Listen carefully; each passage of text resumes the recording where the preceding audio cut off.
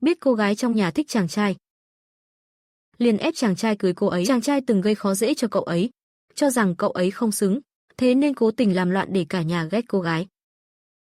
Ngang nhiên thân mật với người khác trước mặt cậu ấy. Nào ngờ vào phút sinh tử, họ lại vì chàng trai mà hy sinh. Đến lúc chết chàng trai mới hoàn toàn tỉnh ngộ, sống lại một đời, nhất định phải nâng niu người thật lòng yêu tôi. Để cậu ấy không còn mặc cảm. Nhìn cậu ấy ngồi trên xe lăn, nước mắt chàng trai chợt rơi. Chẳng phải đã nói rõ là kết hôn giả thôi sao? Vài ngày nữa cậu có thể xuất ngoại, làm điều mình thích mà. Tôi là người tàn phế cũng không làm gì được cậu đâu. Đôi tai tôi tự động chặn hết lời lải nhải. Tôi ôm cậu ấy đầy đau lòng, nước mắt không thể kìm nén mà tuôn rơi. Đừng khóc nữa. Tôi hứa với cậu, trước khi cậu xuất ngoại, chúng ta sẽ âm thầm ly hôn. Tôi sẽ nghĩ cách xóa bỏ hồ sơ từng kết hôn của cậu. Tôi nghẹn ngào lên tiếng trong nước mắt. Xin lỗi cậu. Ngốc quá, xin lỗi gì chứ? Như Yên đưa tay lên. Cậu ấy định chạm vào mặt tôi, nhưng tay chỉ giơ lơ lửng giữa không trung. Không thích bị tôi chạm vào. Cậu ấy buồn bã buông tay xuống. Tôi hối hận vô cùng. Chỉ biết khóc lóc. Đến khi khóc mệt, tiếng khóc cũng dần nhỏ lại. Lúc này Như Yên mới khẽ nói, đừng khóc nữa. Vậy cậu mau lên giường nằm đi. Nước giải rượu cũng nguội rồi, tôi mang xuống hâm lại. Cậu ấy không dám chạm vào tôi, một tay vẫn cầm bát giải rượu. Một tay đặt trên đoạn chân cụt còn lại. Cậu ấy nghĩ tôi chỉ là uống say rồi phát rồ. Nhưng nghĩ đến chuyện tôi uống say, là vì không cam lòng chuyện kết hôn với cậu ấy. Đủ thấy việc lấy tôi khiến cậu ấy tổn thương đến mức nào. Tôi rút khỏi vòng tay Như Yên. Xấu hổ chạy lên giường nằm xuống. Cạch cạch tôi nghe thấy tiếng xe lăn rời đi. Tôi bật dậy như cá chép vượt vũ môn. Như Yên, cậu định rời đi sao? Tôi không thể để cậu ấy cứ thế bỏ đi. Như Yên, đừng đi, ở lại với tôi được không? Chúng ta ngủ cùng nhau nhé. Tôi nắm lấy tay Như Yên. Cậu ấy như bị điện giật. Giật mạnh tay rụt lại. Luồng điện ấy dọc theo cánh tay chạm thẳng vào tim. Tim đập thình thịch như sắp nhảy ra ngoài. Cậu ấy biết rất rõ, mình không nên tham lam, nhất thời tôi mềm lòng. Tôi đúng là say thật rồi, thế nhưng cậu ấy lại buột miệng nói, tốt quá, thấy vậy tôi ngoan ngoãn buông tay. Lăn vào bên trong giường. Trừ lại một khoảng lớn bên cạnh. Thấy tôi để trống chỗ cạnh mình. Trái tim dấy lên chút ghen tị. Tôi chủ động mời cậu ấy, dù cậu ấy biết rõ. Đây chỉ là hành động hồ đồ lúc tôi say, Như Yên vẫn cố chấp xem đó là tình thật. Dù là tự lừa mình dối người. Cậu ấy vẫn thấy vui trong lòng. Cậu ấy chống tay chậm rãi bò lên giường. Vừa mới nằm xuống, đã lập tức khép tay lại ngoan ngoãn. Đặt chéo lên ngực như một quy tắc bất di bất dịch, chỉ cần được nằm cùng anh trên một chiếc giường. Cậu ấy đã thấy mãn nguyện rồi, nhưng tôi đâu nghĩ thế. Thấy giữa hai chúng tôi như có ngọn núi cách trở. Vạn trùng ngăn cách, tôi bất ngờ lăn qua một vòng, lăn sát đến bên người Như Yên. Cô bị bất ngờ đến nỗi không dám nhúc nhích. Tình huống này phải làm sao đây? Có nên rút tay ra không? Cô hoảng đến mức đầu óc trống rỗng. Không dám cử động thêm. Chẳng bao lâu sau, nghe thấy chàng trai khẽ gọi khe khẽ. Lúc này cậu ấy mới dám thản nhiên ngủ bên cạnh. Trong lòng Như Yên đã phác họa tôi không biết bao nhiêu lần. Hương thơm trên người tôi sớm đã khắc sâu vào tim cậu ấy. Nhưng dù nhìn bao nhiêu lần cũng vẫn chưa đủ. Đôi mắt cậu ấy cứ dừng lại nơi khuôn mặt say ngủ của tôi. Đêm nay quá đỗi đẹp đẽ, khiến cậu ấy không nỡ chợp mắt. Chỉ biết nhìn tôi chăm chú, chỉ tiếc khoảnh khắc ấy quá ngắn ngủi. Trời sắp sáng rồi, cậu ấy cũng nên tỉnh lại thôi. Cảm thấy tôi dù sao cũng không thuộc về một kẻ tàn phế như mình. Hơn nữa rất nhanh, tôi sẽ ra nước ngoài, đi tìm tình yêu và ước mơ thật sự của mình. Khi trời vừa hửng sáng, Như Yên vẫn âm thầm thức dậy với tâm trạng tội lỗi. Cậu ấy rón rén rời khỏi giường tôi như đang trộm gì đó, rồi quay lại ngồi vào xe lăn của mình, luyến tiếc liếc nhìn tôi vẫn đang say ngủ một cái. Cuối cùng, không chút do dự mà đẩy xe rời đi. Như Yên trở về phòng mình. Ngồi trên xe lăn, cậu ấy nhìn ra ngoài cửa sổ, bầu trời dần lộ mây. Chẳng bao lâu, ánh sáng đỏ nhuộm nửa bầu trời. Mặt trời như được kéo lên từng chút một. Lâu lắm rồi tôi mới ngủ ngon đến thế. Chiếc giường mềm mại ấm áp khiến tôi say giấc. Tôi nhanh chóng vào nhà vệ sinh rửa mặt, thay quần áo rồi xuống lầu. Thấy trước bàn ăn, gia đình đang ngồi nhìn tôi đầy ngạc nhiên. Tôi bỗng cảm thấy một sự thân thuộc kỳ lạ. Tôi đã từng làm họ tổn thương quá sâu, từ lúc biết chuyện hôn sự với Như Yên. Tôi liền gây náo loạn đủ điều, không chịu ăn cơm chung với họ. Thậm chí nơi nào tôi xuất hiện, thì tuyệt đối không được nấu nướng. Tôi khiến gia đình buồn lòng biết bao. Cả em gái cũng sợ tôi, chỉ dám lén lút nhìn trộm tôi bằng ánh mắt rụt rè. A Vũ, con xuống ăn sáng rồi à? Muốn ăn gì cứ nói nhé, dì sẽ làm thêm cho con. Mẹ của Như Yên nhìn tôi đầy lo lắng bất an, ánh mắt dịu dàng còn xen lẫn chút áy náy. Bà cũng cảm thấy cưới Như Yên là ép uổng. Nhưng với tư cách làm mẹ, bà cũng có chút tư tâm. Bà biết Như Yên thật lòng yêu tôi, nên bất kể tôi có gây rối thế nào, cậu ấy vẫn luôn nhẫn nhịn, chiều tôi thành thói quen. Đến kết hôn rồi mà tôi vẫn như ma quỷ hiện hình. Không biết bao giờ mới trưởng thành để Như Yên yên tâm lấy tôi. Con đúng là nhặt được bảo vật, mà không biết quý trọng chút nào. Cha nói. Phó Kiến Quốc nhìn tôi như vậy, càng thêm tức giận. Chỉ vì chiều chuộng quá mức, mới khiến tôi thành ra thế này. Làm cha thì sao có thể hại con ruột của mình chứ? Ngoài đôi chân không lành lặn ra, Như Yên đâu có điểm nào đáng chê trách. Chỉ tiếc con trai ông mù mắt, không nhìn thấy ngọc quý bên cạnh mình, lại cứ đi đuổi theo viên ngói vỡ. Tôi nhìn gương mặt cha lạnh lùng, mang đầy vẻ bất lực và trách móc. Nghe giọng ông vang dội đầy khí thế, tôi thấy mừng đến nghẹn lòng. Cha tôi vẫn còn sống, thật tốt biết bao. Tôi chẳng màng bị mắng, ôm chầm lấy ông như thổi nhỏ. Ông bị hành động đột ngột của tôi làm cho sững sờ. Lâu lắm rồi con trai chưa từng ôm ông như vậy. Từ sau khi ông tái hôn, ông cảm nhận rõ tôi không còn gần gũi như trước, luôn thích chạy sang nhà cậu chơi. Sau khi em gái nhỏ chào đời, tôi lại càng xa cách ông hơn. Ông cũng sợ tôi ghen, nhưng sự ra đời của em gái nhỏ thật sự là ngoài ý muốn. Đến khi họ phát hiện ra, thì đứa bé đã lớn rồi, mẹ vừa lớn tuổi lại mang thai muộn. Nếu bỏ đứa trẻ ấy đi, sẽ rất hại cho sức khỏe bà ấy, thế nên ông mới để mẹ sinh con ra. Nhưng ông chưa từng thiên vị hay bạc đãi tôi, luôn chiều theo mọi ý tôi, thế mà tôi vẫn không chịu tha thứ. Thường xuyên bỏ nhà sang ở bên nhà cậu. Ông có muốn ngăn cũng không ngăn được. Tôi hiểu lầm ông quá sâu rồi, lớn tướng rồi mà vẫn chưa biết điều. Đừng tưởng làm vậy là xong chuyện. Ăn thì ăn, không ăn thì thôi. Đừng có làm phiền gì con hoài. Tuy tôi đến gần ông, nhưng Phó Kiến Quốc lại vui trong lòng. Dù vậy ông vẫn cố giữ vẻ nghiêm khắc, giả vờ mắng tôi cứng rắn. Mẹ nhìn Phó Kiến Quốc làm bộ làm tịch như thế, cười nói: đừng để ý đến cha con, ông ấy được lời còn muốn ra vẻ. Muốn ăn gì cứ nói với dì, dì làm ngay cho con. Tôi nhìn mẹ, trong lòng dâng lên cảm giác áy náy. Thật ra mẹ kế này đối xử với tôi rất tốt. Dù sinh thêm em gái, bà vẫn ưu tiên tôi, đồ ăn ngon lúc nào cũng dành phần tôi trước, thậm chí sợ tôi suy nghĩ, còn không dám mua đồ mới cho em gái. Mẹ à, mẹ nghỉ tay đi, con ăn cùng mọi người luôn. Mẹ nghe vậy thì ngẩn người, che miệng lại, nước mắt tuôn rơi. Bà mỉm cười nói: "À Vũ, nãy con vừa gọi mẹ đó hả?" Ba thấy mẹ xúc động đến bật khóc. Thấy chưa, đúng là chẳng có tiền đồ. Chỉ gọi có một tiếng mẹ thôi mà. Bây giờ nó đã cưới Như Yên rồi. Gọi cô là mẹ cũng là chuyện nên làm thôi. À Vũ, dì chỉ là quá xúc động, không kiềm chế được thôi.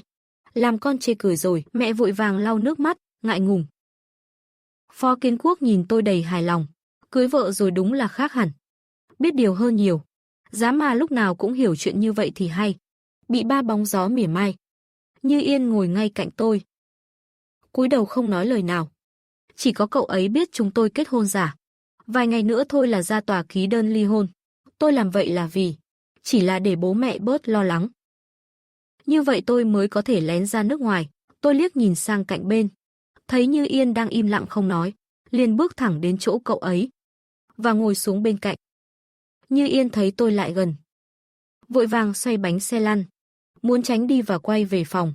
Cậu biết tôi không thích ở cùng một chỗ với cậu ấy, nên không dám ở lại, sợ phá hỏng bầu không khí đang vui vẻ. Tôi nhìn vào bộ bát đũa bên cạnh, hầu như vẫn chưa động đến. Như Yên còn chưa ăn xong. Đi gì mà đi, tôi lập tức hiểu ra. Tất cả là lỗi của tôi, Như Yên không dám ở lại đây. Tôi đứng dậy, kéo lưng ghế của xe lăn, lôi cậu ấy trở lại. Cơm chưa ăn xong thì đi đâu? Đúng đấy. cậu cứ ngồi đó ăn cơm đi, giờ hai đứa đã kết hôn rồi, phải sống cho tử tế vào, bố mẹ còn đang mong bế cháu đấy. Ba thấy tôi không còn bài xích Như Yên. Trong lòng mừng rơn. Nếu không phải sáng sớm không tiện uống rượu, thì ông đã muốn làm vài ly ăn mừng rồi. Xem ra hôn sự này rất đáng giá, vừa lấy xong là hiểu chuyện hơn hẳn. Như Yên vẫn im lặng không nói gì. Chỉ lặng lẽ ăn bữa sáng. Nhưng đồ ăn vào miệng lại thấy đắng chát. Cậu ấy nghĩ, à Vũ, giờ đây đã có thể nhẫn nhịn ở bên mình rồi. Chứng tỏ tình cảm cậu ấy dành cho Giang Ni sâu đậm, tính cách tôi từng bốc đồng, nóng này. Giờ vì Giang Ni mà cũng trở nên thu mình lại. Như Yên nghĩ vậy, lòng càng thêm chua xót, không hề thấy vui vì được cùng tôi dùng bữa. Một chút cũng không có. Cậu ấy ăn vội chỗ cơm trong bát. Sau đó lạnh nhạt nói, tôi ăn xong rồi. Tôi về phòng trước đây, nói xong liền quay xe rời đi. Tôi giật mình, bỗng thấy bất an, sao lại có cảm giác Như Yên không vui thế này. Mẹ kế mẹ lập tức mỉm cười xoa dịu. Nói với tôi, à Vũ, con đừng để tâm, Như Yên vốn là người trầm tính như thế. Lấy người như vậy cũng thiệt thòi cho con rồi. Tôi chỉ mỉm cười, không nói gì, nhưng cha lại nói, thiệt thòi gì chứ. Như Yên ngoan ngoãn, hiểu chuyện, lại biết điều, nhìn con dâu Như Yên. Càng nhìn càng hài lòng, ông rất tán thành lựa chọn con dâu lần này. Vô cùng vừa ý, trong mắt ông, Như Yên thông minh và có đầu óc kinh doanh. Sau này nhất định có thể giúp tôi quản lý tập đoàn đào tạo. Cảm thấy tôi đúng là nhặt được báu vật. Mẹ liền bực mình nói với Phó Kiến Quốc, thôi đi. Ông bớt nói vài câu được không, mau ăn cơm đi. Ăn xong còn phải đến công ty nữa, mẹ cảm thấy cha cứ thiên vị Như Yên. Sợ rằng sẽ khiến tôi lại hiểu lầm. Dù gì thì trước đây tôi vốn đã ghét mẹ và Như Yên. Cảm thấy chính họ đã cướp đi cha tôi. Cha bất lực nói, được rồi được rồi. Tôi nhiều lời quá, bị vợ mắng như vậy. Ông chỉ còn biết cúi đầu ăn cơm, trong lòng ông cũng lo tôi lại thấy ghét. Làm cha mà, cũng khổ tâm lắm chứ. Ánh mắt nhỏ của em gái Phó Mộng Giao, từ lúc tôi bước vào bàn ăn, vẫn chưa rời khỏi người tôi. Em không dám nhìn thẳng tôi. Chỉ len lén liếc một cái, rồi giả vờ tiếp tục ăn, rồi tiếp tục cúi đầu. Cứ bị nhìn lén như vậy, làm sao tôi lại không cảm nhận được chứ? Thấy mấy hành động nhỏ của em gái, tim tôi nhói lên từng cơn. Thật ra Mộng Giao luôn muốn gần gũi với người anh trai này. Chỉ tiếc rằng tôi trước kia cứ như đầy gai nhọn. Em chỉ cần đến gần là tôi lập tức đâm em tổn thương. Chỉ vì gì luôn lẩm bẩm bên tai tôi rằng có mẹ kế là có cha dượng. Ban đầu, tôi không ghét mẹ và Như Yên đến thế. Dù sao tôi cũng là con duy nhất của cha, nhưng đến năm tôi 14 tuổi, mẹ kế mang thai. Cha còn đồng ý để bà ấy sinh em gái ra, tôi lúc đó hoàn toàn bùng nổ. Lời của dì như trở thành lời tiên tri. Từng chút một, tuổi dậy thì khiến tôi trở nên nổi loạn. Nghe lời dì gây sự với cha. Ngây thơ nghĩ rằng như vậy cha sẽ từ bỏ. Ý định sinh thêm em gái Mộng Giao, nhưng mọi chuyện không như ý. Mộng Giao vẫn chào đời trong sự phản đối của tôi. Đến với thế giới này. Và tôi vẫn không thể chấp nhận em. Thậm chí là ghét bỏ. Nhưng dường như em gái không cảm nhận được sự xa cách ấy. Trước kia hay lại gần gọi tôi là anh. Về sau bị tôi nổi giận đuổi ra ngoài. Em cũng chỉ dám lén nhìn từ xa. Khi đang ăn, em lại một lần nữa liếc nhìn tôi. Tôi mỉm cười ngẩng đầu nhìn lại em. Em giật mình vội cúi gằm mặt vào bát. Tôi âm thầm thở dài trong lòng. Xem ra trong mắt mọi người, tôi thật sự đáng sợ như mãnh thú dữ tợn. Như Yên không dám ở gần tôi. Em gái cũng sợ tôi đến mức run rẩy. Giờ tôi chỉ có thể cố gắng thay đổi. Để mọi người thấy được tôi khác xưa. Ăn xong tôi không về phòng, mà mỉm cười nói với mẹ, mẹ à, hôm nay để con đưa Mộng Giao đi học nhé. Được, bà ngẩn ra một chút, rồi lập tức xúc động gật đầu đồng ý. Bà bước vào phòng của Mộng Giao, ngồi xuống, chỉnh lại cổ áo cho em. Nhẹ nhàng nói, Mộng Giao này, hôm nay A Vũ đưa con đi học, vui không? Mẹ, vẫn không dám để Mộng Giao gọi tôi là anh trai. Vì bà biết tôi rất ghét khi em gọi như thế. Nên bao nhiêu năm qua, mọi người đã quen với cách xưng hô như vậy. Vâng ạ, Mộng Giao cúi đầu đáp, giọng nhỏ như tiếng muỗi vo ve. Vậy phải ngoan nhé, mẹ xoa nhẹ đầu Mộng Giao. rồi dắt em bước ra khỏi phòng. Các tình yêu ơi, hãy đăng ký kênh, thả tim và bình luận điều thầm kín với mình nhé. Thương lắm các bồ nè. Mộng Giao, đi nào, anh đưa em đến trường. Tôi mỉm cười bước tới, nắm lấy bàn tay nhỏ của Mộng Giao. Bị tôi bất ngờ nắm tay, Mộng Giao vui sướng không giấu nổi trong lòng. Em cúi đầu xuống, giấu đi ánh mắt rạng rỡ. Nhưng dù sao em vẫn còn nhỏ, khó mà che giấu cảm xúc, chẳng thể kiểm soát ánh mắt tò mò. Thi thoảng lại lén nhìn tôi. Ra khỏi nhà tôi mới chợt nhận ra tôi hoàn toàn không biết Mộng Giao học ở trường mẫu giáo nào. Tôi ngượng ngùng gãi tai. Rồi dè dặt hỏi Mộng Giao. Em học mẫu giáo nào vậy? Mộng Giao không dám nói to với tôi.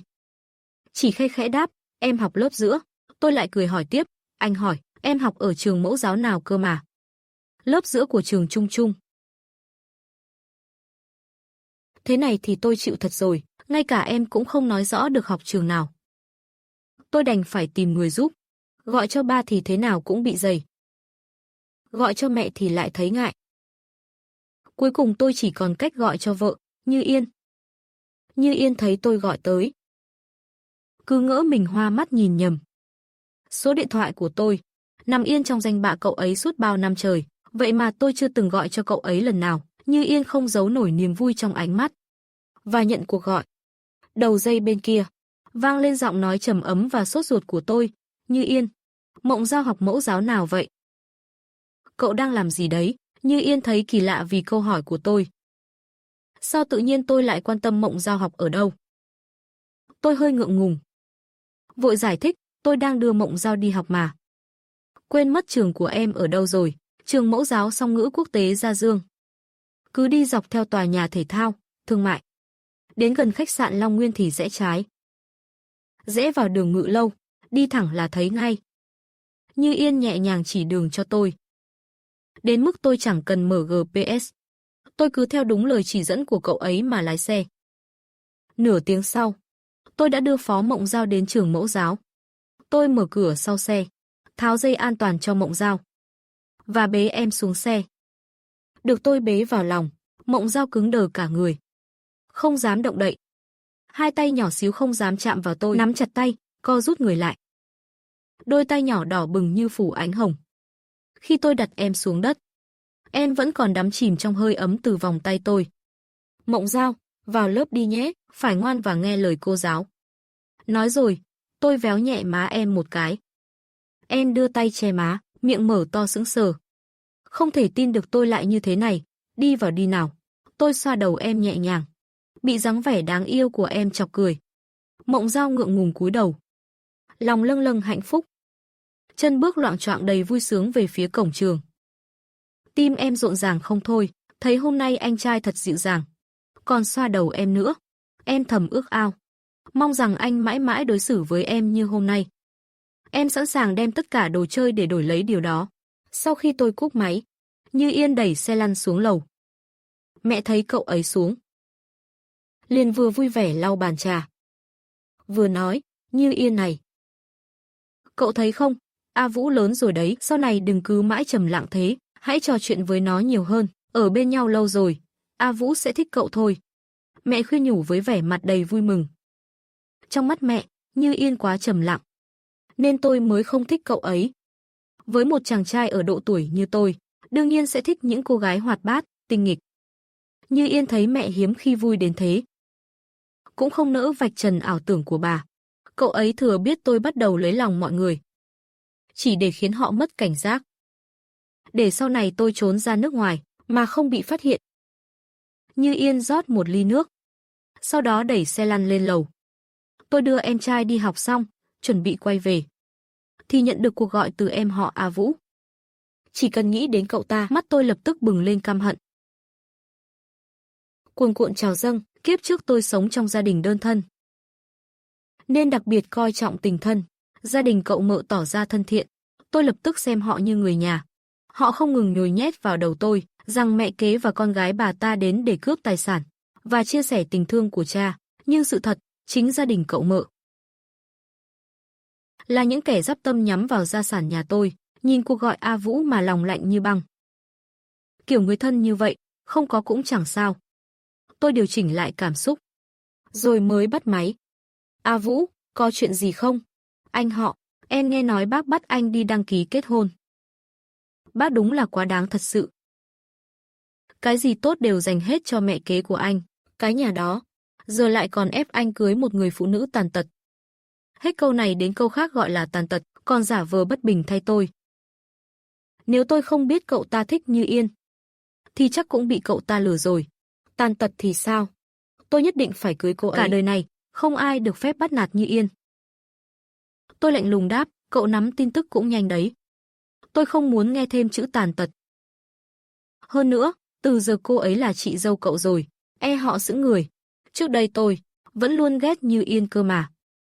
Vậy mà vừa kết hôn xong, thái độ lại quay ngoắt 180 độ.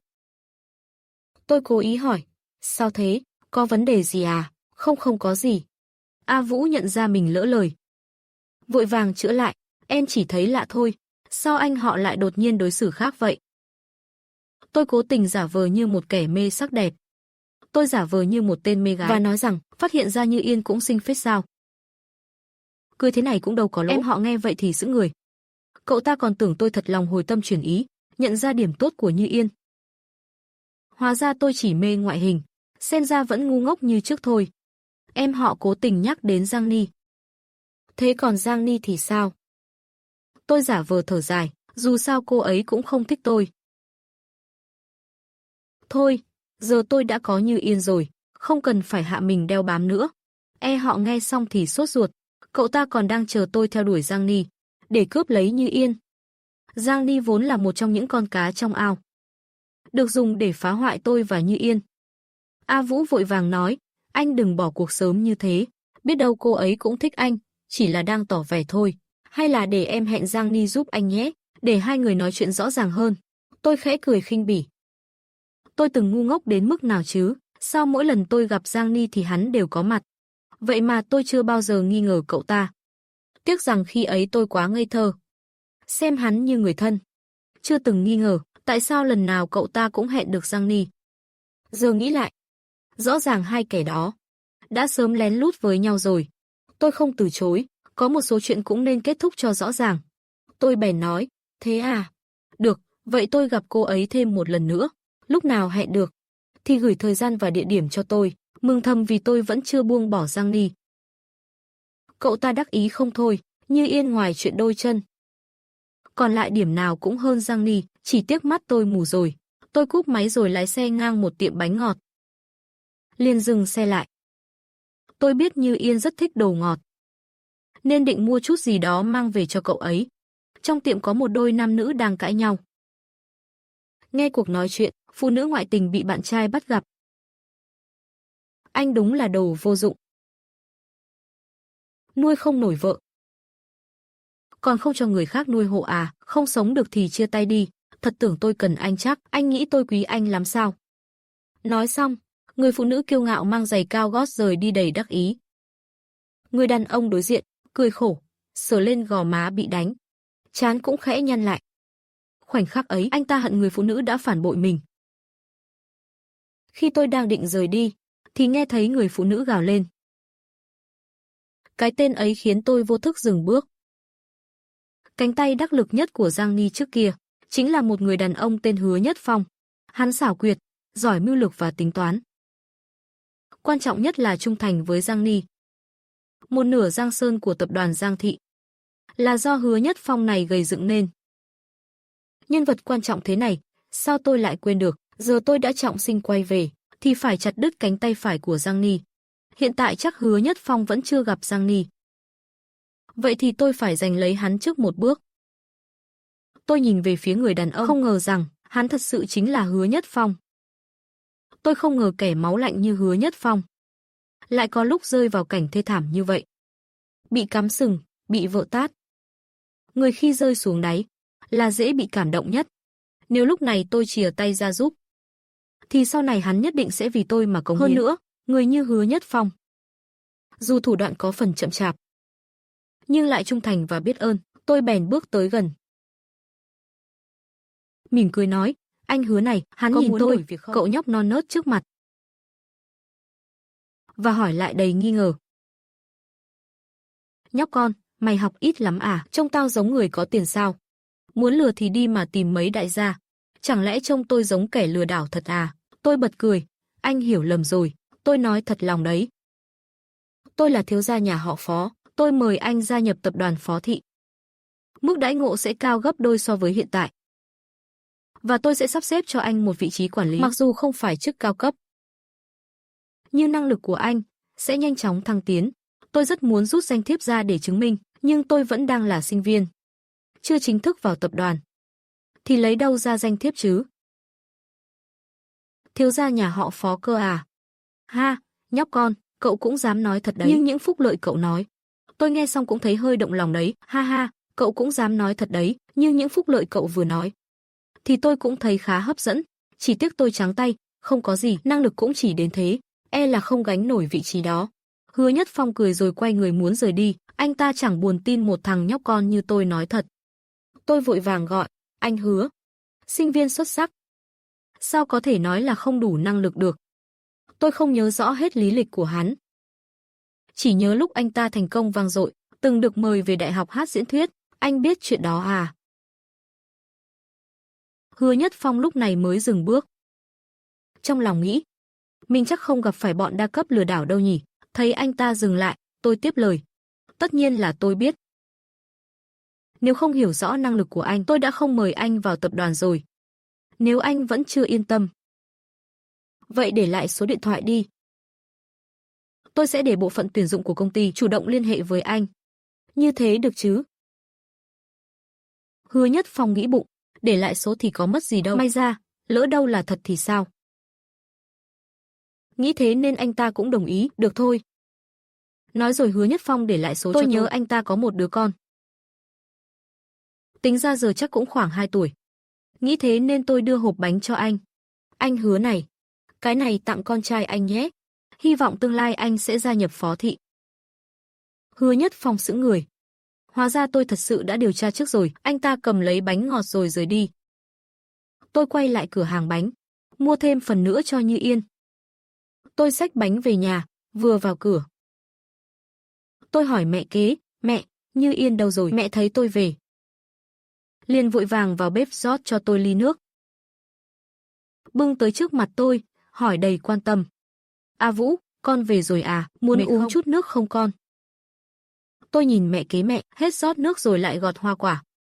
Trong lòng dâng trào áy náy, mẹ à, con không khát đâu, mẹ đừng vất vả nữa. Mẹ nghỉ ngơi chút đi, Như Yên đâu rồi ạ? Mẹ nghe tôi quan tâm tới Như Yên, liền thấy rất xúc động, mừng rỡ đáp ngay. Như Yên à? Mẹ nghỉ ngơi đi ạ, Như Yên đâu rồi? Mẹ nghe tôi hỏi thăm đến Như Yên. Trong lòng liền thấy ấm áp, vội vàng nói, Như Yên à, nó suốt ngày chỉ ru rú trong phòng. Con nên đưa nó ra ngoài đi dạo nhiều hơn nhé. Tôi cười đáp, mẹ cứ yên tâm. Con sẽ chăm sóc cậu ấy thật tốt. Nói xong, tôi lên lầu tìm cậu ấy. Đúng lúc đang ở hành lang tầng 2. Nghe thấy tôi nói câu con sẽ chăm sóc cậu ấy. Trong lòng bỗng chốc dao động. Dù cậu ấy biết tôi nói vậy chỉ là để che mắt, nhưng trong lòng vẫn không kiềm được niềm vui. Chỉ một câu đó thôi, cũng đủ rồi. Thấy tôi lên lầu, Như Yên vội vã đẩy xe lăn về phòng mình. Tôi gõ cửa, Như Yên này, tôi vào nhé. Như Yên nghe thấy giọng tôi, thì nghĩ chắc tôi chỉ làm màu, chứ chẳng thật lòng muốn vào. Dù sao trước kia tôi từng ghét cậu ấy đến vậy, nên cậu ấy không đáp lại. Tôi ngồi trước máy tính vờ như đang học bài, rồi xách bánh ngọt đẩy cửa bước thẳng vào. Tôi hỏi, Như Yên, cậu đang làm gì vậy? Như Yên không muốn trả lời. Trong lòng dâng lên cơn ghen tị. Cậu ấy nghĩ vì người khác, mà tôi lại có thể chủ động bước vào phòng mình. Tôi thấy cậu ấy chẳng phản ứng gì, liền tự đi tới, đặt hộp bánh lên bàn trước mặt cậu ấy. Này, cái này tôi mua cho cậu trên đường về đấy. Thử xem có ngon không? Tôi mở hộp bánh, cầm lấy một cái bánh nhỏ, đưa đến gần miệng cậu ấy. Như Yên nhìn nụ cười rạng rỡ của tôi, trong lòng bỗng đau nhói. Đây chỉ là để tiếp cận lấy lòng sao? Nên trong lòng cậu ấy không chút vui vẻ, chỉ thấy chua xót và buồn bã. Một cơn giận trào dâng trong lòng. Bàn tay trên đầu gối siết chặt thành nắm đấm, rồi lại từ từ buông ra, bởi cậu ấy chợt nhận ra mình chỉ là kẻ tàn phế, không có tư cách để ghen với người khác. Như Yên đưa tay đẩy chiếc bánh ra xa. Lạnh lùng nói, tôi không đói, không muốn ăn gì cả, tôi chỉ biết lúng túng thu lại hộp bánh. Trong lòng chắc chắn cậu ấy đang giận tôi. Như Yên vẫn lạnh mặt, mắt không rời khỏi màn hình máy tính. Thật ra, cậu ấy đâu phải đang giận tôi, mà là đang giận chính mình. Tôi lại nói, cậu đang nói dối đấy, rõ ràng là đang giận tôi mà, cậu không nói thì sao tôi biết mình sai chỗ nào. Cậu giống hệt nàng dâu nhỏ bị ấm ức. Chờ tôi đến dỗ dành, vẫn không biểu cảm nói, tôi không giận. Nếu không có việc gì thì mời ra ngoài. Tôi còn phải học bài, Như Yên thẳng thừng ra lệnh. Sợ vì lấy lòng mà hạ thấp bản thân. Bị Như Yên làm cho bực mình. Tôi đáp lại, là cậu nói đấy nhé, đi thì đi, ai thèm nhìn cậu chứ. Tức tối, tôi xách bánh rời khỏi phòng. Các tình yêu ơi, hãy đăng ký kênh, thả tim và bình luận điều thầm kín với mình nhé. Thương lắm các bồ nè. Tôi có lòng đem bánh cho cậu ấy, mà cậu ấy chẳng biết ơn, lại còn đuổi tôi đi. Như Yên thấy tôi rời đi, lòng càng thêm đau, nhìn tôi quay lại thái độ ghét bỏ như xưa. Cậu ấy chỉ biết cười tự giễu, nghĩ rằng đây mới là A Vũ thật sự, lúc nào cũng ghét bỏ mình như thế. Tôi rời đi rồi, Như Yên vẫn không cam lòng, đẩy xe ra cửa. Dù chỉ là cái bóng lưng giận dỗi của tôi, cậu ấy cũng không muốn bỏ lỡ, nào ngờ tôi bất ngờ đẩy cửa trở lại. Tức tối nói, bị tôi bắt gặp rồi nhé. Miệng thì chối mà lòng thì khác. Không ai làm phiền, sao không học đi? Tôi vốn chẳng rời đi thật, ban đầu còn đang tức. Nhưng nghĩ đến kiếp trước Như Yên đã yêu tôi trong im lặng, nên tôi cố tình nán lại trước cửa. Quả nhiên, rất nhanh đã nghe tiếng xe lăn lạch cạch đến gần. Tôi nghĩ bụng, đúng là đại ngốc, vẫn ngốc như trước. Như Yên mặt không đổi sắc khi bị bắt quả tang. Chỉ nhàn nhạt hỏi, cậu còn chưa đi à? Tôi xuống uống cốc nước thôi, nhưng vành tai đỏ hồng đã tiết lộ cảm xúc. Tôi nói, uống nước hả? Vậy đợi tôi chút nhé. Tôi đi lấy cho cậu. Nói xong, tôi nhét bánh ngọt vào lòng cậu rồi nhanh chân quay đầu xuống lầu. Như Yên nhìn hộp bánh đầy ắp trong tay, sững người, chưa kịp hiểu tôi còn ở đây. Thì tôi đã xách ly nước quay trở lại. Cho cậu này, nước của cậu đây. Không còn chuyện gì nữa chứ, mau học hành nghiêm túc vào. Dù trong lòng đầy nghi ngờ, Như Yên vẫn bình tĩnh nhận lấy ly nước, rồi ngoan ngoãn quay về trước máy tính. Tôi nói, cậu cứ học đi nhé. Tôi không làm phiền đâu, chỉ dọn chút đồ thôi. Nói xong, tôi bắt đầu lục lọi tủ quần áo của cậu ấy một cách rất tự nhiên. Tôi nghĩ bụng, đã kết hôn rồi, dĩ nhiên phải ở cùng một phòng. Chia phòng ngủ là chuyện gì chứ? Như Yên nhìn tôi mang quần áo của cậu ấy đi, mặt đầy nghi hoặc, âm thầm đoán tôi có phải đang giận rồi, muốn đuổi cậu ấy khỏi căn phòng này. Nhìn tôi làm gì? Mau học tiếp đi chứ. Thấy Như Yên cứ nhìn chằm chằm, tôi không vui mà nhắc nhở. Tôi thầm nghĩ, nhóc con, tôi không tin, không chịu nổi ngoài lạnh trong nóng của cậu. Nếu tối nay cậu ấy biết phải ngủ chung với tôi, không biết còn bình tĩnh nổi không? Tôi bận bịu một lúc, chuyển toàn bộ quần áo của Như Yên, cả đồ dùng vệ sinh cá nhân. Giờ trong phòng của Như Yên chỉ còn lại sách vở với máy tính mà thôi. Tôi nghĩ, sau này sẽ là thư phòng của tụi mình. Như Yên nhìn tủ quần áo trống trơn, chẳng dám hỏi gì. Tôi dọn xong, thì quay về phòng mình để sắp xếp đồ. Dọn gọn đồ đạc của Như Yên xong, tôi lại đem sách vở và những món ít dùng đến, chuyển sang phòng cậu ấy. Như Yên nhìn đồ tôi chuyển sang, thầm nghĩ trong lòng, quả nhiên là muốn chiếm phòng của mình rồi. Nghĩ đến đây, lòng cậu ấy buồn đến cực điểm. Cả việc ở phòng kế bên cũng không được sao? Biết thế thì đã nhịn chút, đừng chọc anh ấy giận. Ăn trưa xong, tôi xách hộp cơm đi đưa cơm cho ba. Tôi định nói về chuyện của Hứa Nhất Phong với ba rõ ràng. Vừa bước vào văn phòng, tôi đã nghe thấy giọng ba và cậu tôi. Cậu Hạ Lợi Vĩ đang tha thiết cầu xin ba, muốn ba cho mượn một khoản tiền. Tôi nhớ ra cậu từng nhận một dự án, rồi đứt vốn, rất cần tiền để xoay vòng. Đời trước ba từng lấy lý do thiếu dòng tiền để từ chối giúp, nhưng sau đó cậu tìm đến tôi, nói ba không cho vì muốn dành tiền cho mẹ kế. Rồi còn bắt tôi lấy cái chết ra uy hiếp ba phải vét tiền giúp cậu lấp chỗ hổng. Lúc ấy tôi là một đứa trẻ non nớt.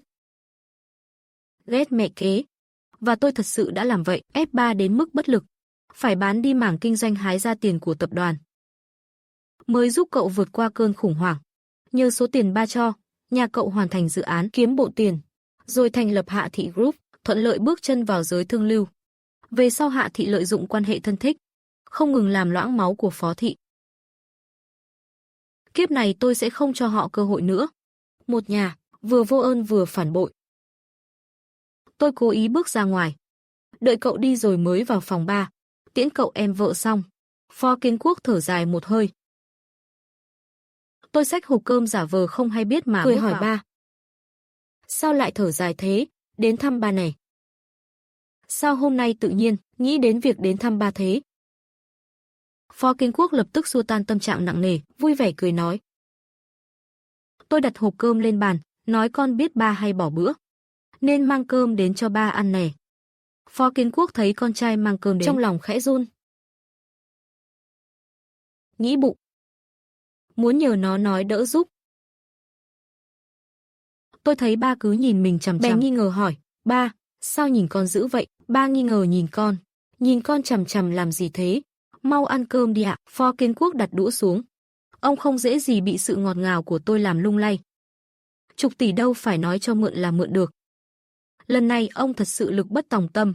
Phó Kiến Quốc thăm dò hỏi, A Vũ, sao con lại mang cơm cho ba thế này? Có phải cậu con đến tìm con không? Tôi lúc đó mới hiểu ra, ba tưởng tôi tới làm người nói giúp cho cậu. Tôi cố ý làm ra vẻ ngơ ngác, cái gì cơ, cậu có tìm con sao? Con không biết mà, không có thì tốt. Ba cũng đang đói bụng, xem thử con mang món gì ngon nè. Thấy tôi không nhắc gì đến việc giúp cậu, Phó Kiến Quốc mới thở phào nhẹ nhõm. Lập tức đổi chủ đề. Tôi bất ngờ nói, ba à, con đã tìm được cho công ty một nhân tài cực kỳ hiếm có. Tôi hào hứng giới thiệu Hứa Nhất Phong cho ba. Phó Kiến Quốc nghe xong cười, được thôi. Con đã đánh giá cao vậy thì ba sẽ bảo người đưa cậu ấy vào công ty là vàng thì sớm muộn cũng sẽ tỏa sáng. Ba đã cho tôi cơ hội. Còn người này có tài như lời tôi nói không? Thì còn phải xem năng lực thực tế. Tôi vui mừng nói, cảm ơn ba. Ba sẽ thấy con có con mắt nhìn người thế nào. Ba trêu chọc, biết vậy. Sao con lại không thích Như Yên? Cô bé đó có gì không tốt? Tôi vội nói, cô ấy cái gì cũng tốt. Về sau con sẽ đối xử tốt với cô ấy. Cha khẽ cười. Trong lòng nghĩ tôi thật sự đã trưởng thành rồi. Trong lúc tôi đi đưa cơm, thì Như Yên bắt đầu tìm phòng tôi sắp xếp cho cô ấy. Tìm quanh một phòng, vẫn không thấy đồ đạc của mình đâu. Cuối cùng chỉ đành lặng lẽ quay về phòng. Trong lòng thầm đoán, không biết tôi định cô ấy làm việc gì. Tại công ty, tôi ăn cơm cùng ba. Sau khi ăn xong, ba gọi cho phòng nhân sự, bảo họ tiếp nhận Hứa Nhất Phong. Tôi lúc này mới yên tâm trở về. Xách hộp cơm trống về nhà xong, tôi lập tức lên lầu. Tôi xin nghỉ 3 ngày. Ngày mốt phải quay lại trường rồi. Phải tranh thủ lấy sách vở ra ôn tập. Không thì lúc đi học sẽ chẳng hiểu gì. Được sống lại một lần nữa, tôi quyết tâm học ngành quản lý tài chính. Kiếp trước tôi thật sự quá ngu ngốc. Nhất quyết đòi theo Giang Nghi xuất ngoại, chỉ vì muốn ở bên cạnh anh ta mà còn cố học ngành mình không hề thích. Lúc này, Như Yên lặng lẽ ngồi trong phòng của mình. Hy vọng tôi sẽ giống như sáng nay. Lại vừa không muốn tôi đến, cô ấy thật sự muốn được nhìn thấy tôi. Nghĩ vậy, Như Yên viện cớ xuống nhà lấy nước. Muốn xem tôi có ở dưới không? Sao con xuống đây rồi? Mẹ thấy Như Yên xuống lầu. Ngạc nhiên hỏi. Như Yên lặng lẽ đẩy xe lăn vào bếp. Lạnh nhạt đáp, lấy nước. Cô ấy nhìn quanh dưới nhà. Không thấy bóng dáng tôi đâu, trong lòng đoán chắc tôi đã lên lầu rồi. Thế là cô ấy tự rót một ly nước. Mẹ hỏi, mẹ nhớ là đã mang cho con cả một bình nước lớn rồi mà. Như Yên giả vờ thản nhiên. Lơ đãng đáp, quên mất rồi quay người bỏ đi. Mẹ đứng tại chỗ, nhìn bóng lưng con gái, chần chừ nghĩ thầm, Như Yên từ trước đến nay trí nhớ luôn rất tốt, sao lại quên được, không lẽ học diễn quá hóa ngơ rồi. Sao dạo này trí nhớ lại sa sút đến thế? Tôi ngồi trước bàn học, chữ trong sách thì đọc được từng chữ, mà ghép lại thì chẳng hiểu gì. Trong lòng nghĩ, này là cái gì vậy trời? Kiếp trước lúc tôi chết cũng hơn 30 tuổi, Bao nhiêu năm trôi qua, kiến thức đại học đã sớm quên sạch. Vì thế tôi lại đứng dậy, qua phòng Như Yên. Lấy lại đống sách đã mang sang trước đó. Như Yên thấy tôi lại xuất hiện trong phòng mình. Ánh mắt không hề rời khỏi người tôi. Nhìn tôi lục lọi giữa đống sách, rồi chọn ra vài cuốn mang đi. Lúc tôi quay lại, phát hiện cô ấy. Tôi liền ghé sát mặt lại. Cười hỏi, nhìn xem trên mặt tôi có chữ gì không. Trước mặt là gương mặt phóng to. Ngũ quan sắc nét, từ lâu đã khắc sâu, trong tim và trí nhớ của cô ấy vô số lần. Như Yên sững người. Hương thơm từ người tôi lượn lờ nơi đầu mũi, hơi thở lúc tôi nói còn phả lên má cô ấy. Lúc này khoảng cách giữa hai người quá gần, khiến không khí xung quanh như loãng dần. Cô ấy có chút khó thở. Tim đập dồn dập. Tôi vừa định quay đầu lại thì chạm phải ánh mắt ấy, tai của Như Yên ửng đỏ như mây chiều. Như thể vừa phát hiện lục địa mới. Như Yên vậy mà lại ngượng ngùng. Suýt nữa bị gương mặt kia của cô ấy lừa rồi. Tôi bật cười hỏi, sao tai em lại đỏ thế? Còn cố ý tỏ vẻ tò mò, định đưa tay lên véo thử. Như Yên hoảng loạn trong giây lát. Không suy nghĩ gì mà lập tức nắm lấy tay tôi. Đến khi cô ấy nhận ra mình đã chạm vào tôi, lại cuống cuồng hất tay tôi ra. Tôi không khỏi nghi ngờ bản thân. Như Yên thế mà lại hất tay tôi ra thẳng thừng. Cái quái gì vậy? Cô ấy thật sự thích tôi à? Tôi bắt đầu hoài nghi chính mình. Như Yên cúi đầu, rụt rè xin lỗi, A Vũ. Xin lỗi. Em không cố ý chạm vào anh. Tôi lúc này mới hiểu ra, thì ra Như Yên là sợ tôi sẽ giận vì cô ấy lỡ tay chạm vào mình. Cô ấy yêu tôi đến mức khiêm nhường như vậy sao? Tôi thản nhiên nói, tôi không giận mà. Xin lỗi cái gì chứ, chạm thì chạm thôi mà. Các tình yêu ơi, hãy đăng ký kênh, thả tim và bình luận điều thầm kín với mình nhé. Thương lắm các bồ nè. Muốn xác nhận tôi thật sự không giận. Thấy sắc mặt tôi bình thường, cô ấy mới yên tâm phần nào. Tôi lại trực tiếp nắm lấy tay Như Yên. Hỏi, Như Yên, tại sao em lại sợ tôi giận? Tôi đã từng nói gì tổn thương em sao? Tôi cảm nhận được cánh tay Như Yên cứng đờ. Trong đầu cô ấy trống rỗng. Cảm giác mềm mại trong lòng bàn tay. Sao không nói gì vậy? Tôi nhìn Như Yên đang ngẩn người. Đưa tay kia lên vẫy vẫy trước mắt cô ấy. Như Yên lúc này mới hoàn hồn lại. Vội rút tay ra khỏi tay tôi. Hai tay đan chặt để trên đầu gối. Tôi nhìn bộ dạng của cô ấy. Rồi nói, em không muốn nói cũng không sao. Sau này em có thể tùy ý chạm vào tôi. Tôi cho phép rồi. Nói xong, tôi cúi xuống hôn lên má Như Yên một cái. Cười nói, tôi đóng dấu rồi đấy. Buổi chiều, tôi cầm sách rời đi. Như Yên ngồi ngẩn ra trong phòng. Dùng khăn giấy lau đi lau lại. Nhẹ nhàng lau chỗ vừa bị tôi hôn. Cứ thế ngồi lặng lẽ đến tận khi trời tối. Chị ơi, anh ơi, đến ăn cơm rồi. Lon ton chạy lên. Miệng ríu rít gọi. Nghe thấy tôi mở cửa phòng, bèn chạy đến nhào vào lòng tôi thở hổn hển. Tôi bế em gái lên, rồi hướng sang phòng bên cạnh hô, Như Yên, đến ăn cơm thôi. Tôi đẩy cửa ra, phát hiện trong phòng tối om. Tôi gọi nhưng cậu ấy không đáp, mượn ánh trăng yếu ớt, chỉ thấy Như Yên vẫn giữ nguyên tư thế ngồi từ lúc tôi rời đi buổi chiều. Chẳng lẽ bị tôi hôn đến ngẩn ngơ rồi sao? Tôi đành phải lấy độc trị độc. Tôi đưa tay che mắt em gái. Rồi cúi người hôn Như Yên thêm lần nữa. Cười hỏi, tỉnh chưa? Ăn cơm thôi. Như Yên giật mình tỉnh lại. Lúc này mới phát hiện tôi đã đứng bên cạnh từ lúc nào. Chẳng lẽ A Vũ lại hôn tôi sao? Nghĩ đến đây, đôi tai Như Yên lại nóng bừng lên. May là có màn đêm che giấu. Không bị tôi phát hiện, tôi nói tiếp, ăn cơm thôi. Mau xuống dưới đi, em che mắt lại nhé. Tôi bật đèn đây, nói xong, tôi bật đèn lên. Ánh sáng trắng xóa xua tan cả gian phòng tối, tôi cũng gỡ tay khỏi mắt Bồi Mộng Dao. Cô bé ngơ ngác hỏi, anh ơi, sao nãy anh lại che mắt em? Tôi bình thản nói dối không chút chột dạ, vì anh sắp bật đèn. Trong tối mà bật đèn bất ngờ sẽ làm mắt bị chói đấy. Như Yên nghe tôi nói xong, khóe môi khẽ cong lên không kiểm soát. Trên bàn ăn, em gái rụt rè hỏi tôi, anh ơi, em ngồi cạnh anh được không? Tất nhiên là được rồi, tôi đứng dậy bế em ngồi xuống ghế bên cạnh. Rồi cầm lấy bát nhỏ của em, Mẹ ké nhìn con gái quấn lấy tôi như vậy, không khỏi cảm khái, huyết thống đúng là kỳ diệu thật. Em gái từ nhỏ đã thích bám lấy con. Hồi mới sinh, chỉ cần con đi ngang qua, đôi mắt tròn xoe kia sẽ dõi theo con mãi, đến khi không còn thấy mới chịu thôi. Giờ thấy tôi chịu gần gũi, Mộng Dao, mẹ cũng không giấu nổi niềm vui trong lòng. Phó Kiến Quốc nhìn tiểu nữ nhi, tiêu tít gắp thức ăn cho tôi.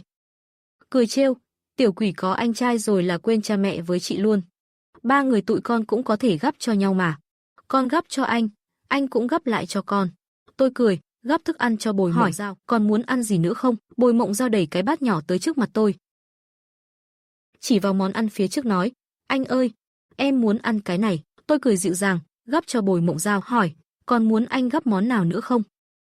Bồi Mộng Dao chỉ vào mấy đĩa thức ăn trước mặt, vui vẻ nói, em muốn ăn cái này nữa, còn cái này nữa cơ. Mẹ không nhìn nổi nữa, vội lên tiếng ngăn lại, à Vũ, con đừng gắp cho nó nữa, nó ăn không hết đâu. Em gái phụng phịu chu môi, không vui nhìn mẹ, nói, con ăn hết mà.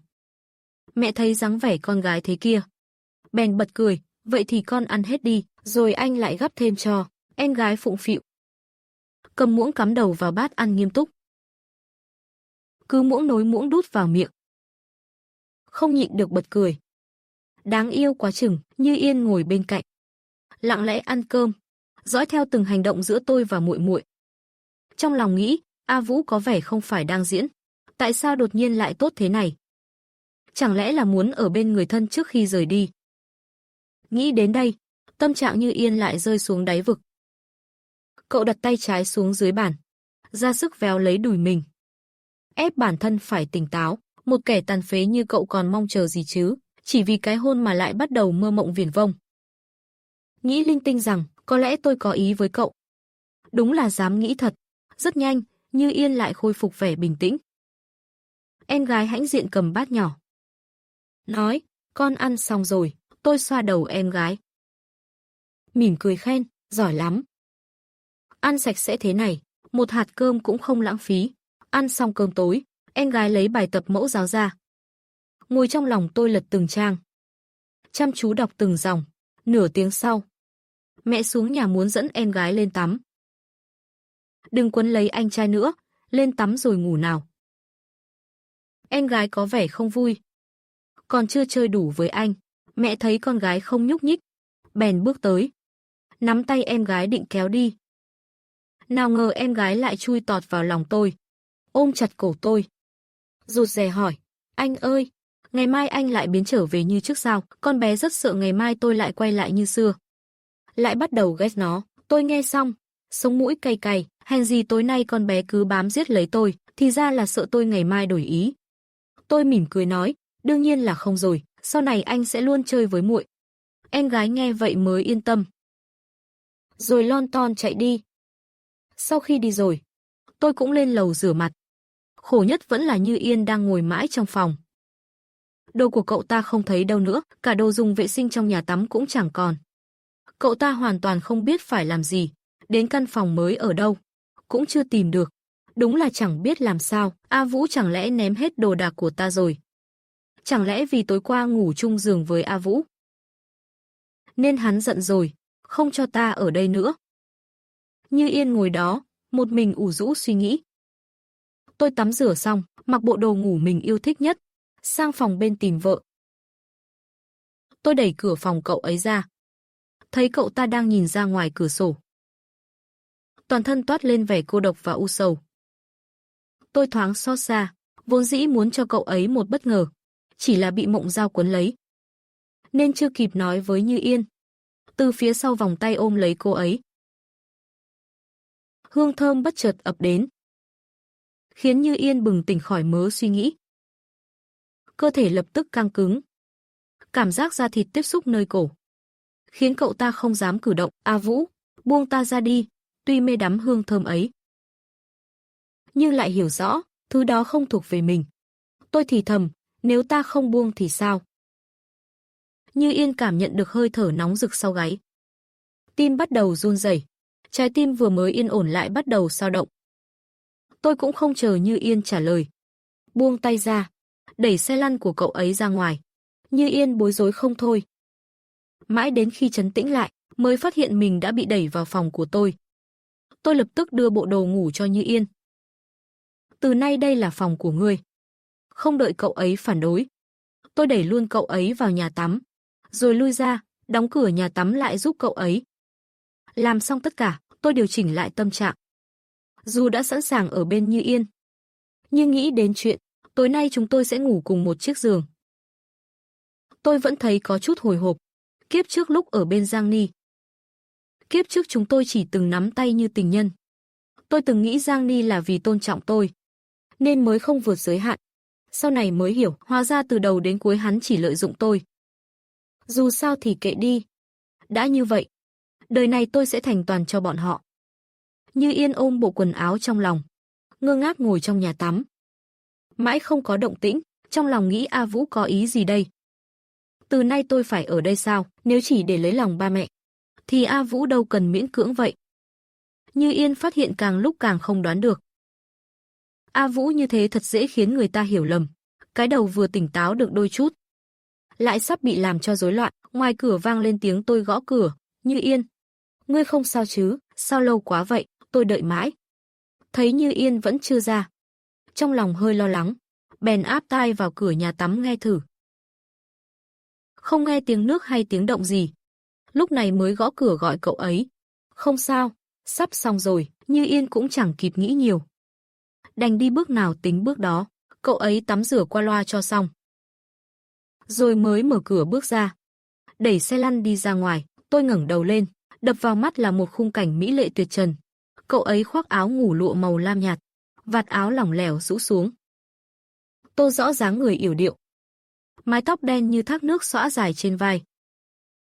Trán vẫn còn nhỏ giọt nước trong suốt, trượt dọc theo gương mặt trái xoan, rồi chảy men theo chiếc cổ thon dài. Tôi bất giác nuốt nước bọt.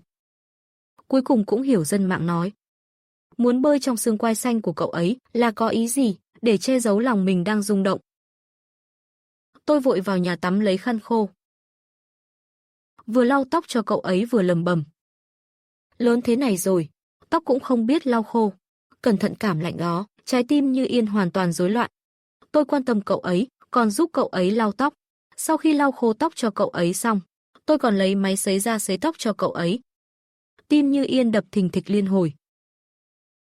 Tôi sấy tóc xong cho Như Yên, tôi đẩy cậu ấy đến mép giường. Ngủ trước đi. Tôi vào nhà tắm một lát, nghe thấy tiếng cửa nhà tắm đóng lại. Như Yên nhân lúc tôi không có mặt, chống tay trèo lên giường, nằm xuống. Một lát sau, tôi cố ý nhấn nút xả nước bồn cầu. Sau khi tiếng nước vang lên, tôi mở cửa bước ra, leo lên giường từ bên kia. Cố ý nhìn chằm chằm Như Yên. Như Yên tắt đèn. Ngay lập tức đưa tay ra tắt đèn. Sau khi đèn tắt, cậu ấy vẫn giữ nguyên tư thế ngủ ban nãy, hai tay đặt nghiêm chỉnh trước ngực. Trong không gian tối đen này, thị giác bị tước đoạt, thính giác và khứu giác lại trở nên nhạy bén lạ thường. Hương thơm trên người tôi sau khi tắm dường như quẩn quanh bên mũi cậu ấy. Tôi chỉ cần cử động nhẹ là cậu ấy liền cảm nhận được. Giây phút này, cậu ấy chỉ mong thời gian dừng lại mãi mãi. Bóng tối khiến tôi khó ngủ. Tôi nghĩ dù sao Như Yên cũng là vợ tôi. Tôi sẽ không ly hôn. Tương lai chúng tôi nhất định sẽ là phu thê thật sự. Thế là dứt khoát không do dự, trườn sang ôm lấy Như Yên. Ôm chặt lấy cậu ấy. Như Yên bị bất ngờ bởi cái ôm mạnh mẽ này, lúng túng không biết phải làm sao, toàn thân lập tức căng cứng. Trong lòng thầm nghĩ, A Vũ rõ ràng ghét mình, sao đột nhiên lại chủ động ôm lấy mình? Phải làm sao đây? Lý trí mách bảo nên đẩy tôi ra, nhưng trái tim lại không nỡ, cũng chẳng muốn. Như Yên vòng tay ôm eo tôi, mới cảm thấy yên tâm. Cho đến khi nghe thấy hơi thở đều đều của tôi, cậu ấy mới to gan đưa tay qua, ôm lấy eo tôi. Đang ngủ thì tôi vô thức cử động, làm cậu ấy hoảng hốt rút tay về, lại đặt lên ngực như cũ. Sáng hôm sau, em gái tôi, Bồi Mộng Giao, dậy từ sớm, nôn nóng muốn đến tìm tôi. Muốn biết tôi có trở lại lạnh lùng không? Vừa đẩy cửa phòng tôi ra, đã thấy tôi ôm lấy Như Yên ngủ cùng nhau. Như Yên phát hiện em ấy, làm động tác xuyệt ra hiệu giữ im lặng, rồi vẫy tay bảo em ấy đi ra. Em gái đi ra ngoài đầy tức giận. nói với mẹ, mẹ ơi, tối nay con muốn ngủ chung với anh A Vũ. Mẹ nghe con gái nói vậy, chỉ đành bất lực từ chối, không được đâu, con làm vậy sẽ ảnh hưởng đến giấc ngủ của anh đấy. Em gái bất mãn nói, vậy sao chị Như Yên lại được? Ngủ chung với anh chứ? Mẹ nghe vậy sửng sốt, con nói gì cơ? Ha ha. Mẹ xúc động lấy tay bịt miệng. A Vũ là đã chấp nhận Như Yên rồi sao? Tiếp theo em gái lại nói, anh chị kết hôn rồi. Giống như ba mẹ vậy đó. Là phu thê rồi, nên được ngủ cùng nhau. Mẹ, giải thích cho con bằng lời lẽ đơn giản dễ hiểu. Giờ đây đôi phu thê trẻ nhà mình đang yên ấm hòa thuận, tất nhiên không thể để con gái phá hỏng rồi. Ngây thơ gật gù. Vậy con cũng muốn kết hôn với anh. Mẹ xoa đầu con bé, cười nói. Ngốc quá đi mất. Con và anh thì không thể kết hôn đâu nhé. Em gái không hiểu mẹ nói gì. Chỉ bĩu môi rồi chạy lên lầu, tôi tỉnh dậy bên cạnh Như Yên. Thấy cậu ấy đang nhìn tôi chằm chằm, tôi khẽ cười. Lười biếng nói, cậu tỉnh lúc nào vậy? Giọng Như Yên nhẹ nhàng, vừa nãy thôi. Thực ra cậu ấy đã thức từ rất sớm. Cả đêm gần như không ngủ được. Tôi vươn vai hỏi, bây giờ mấy giờ rồi?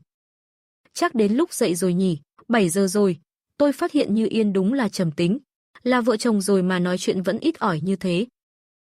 Tôi không kìm được muốn trêu cậu ấy. Tôi ghé sát hôn nhẹ lên má cậu ấy.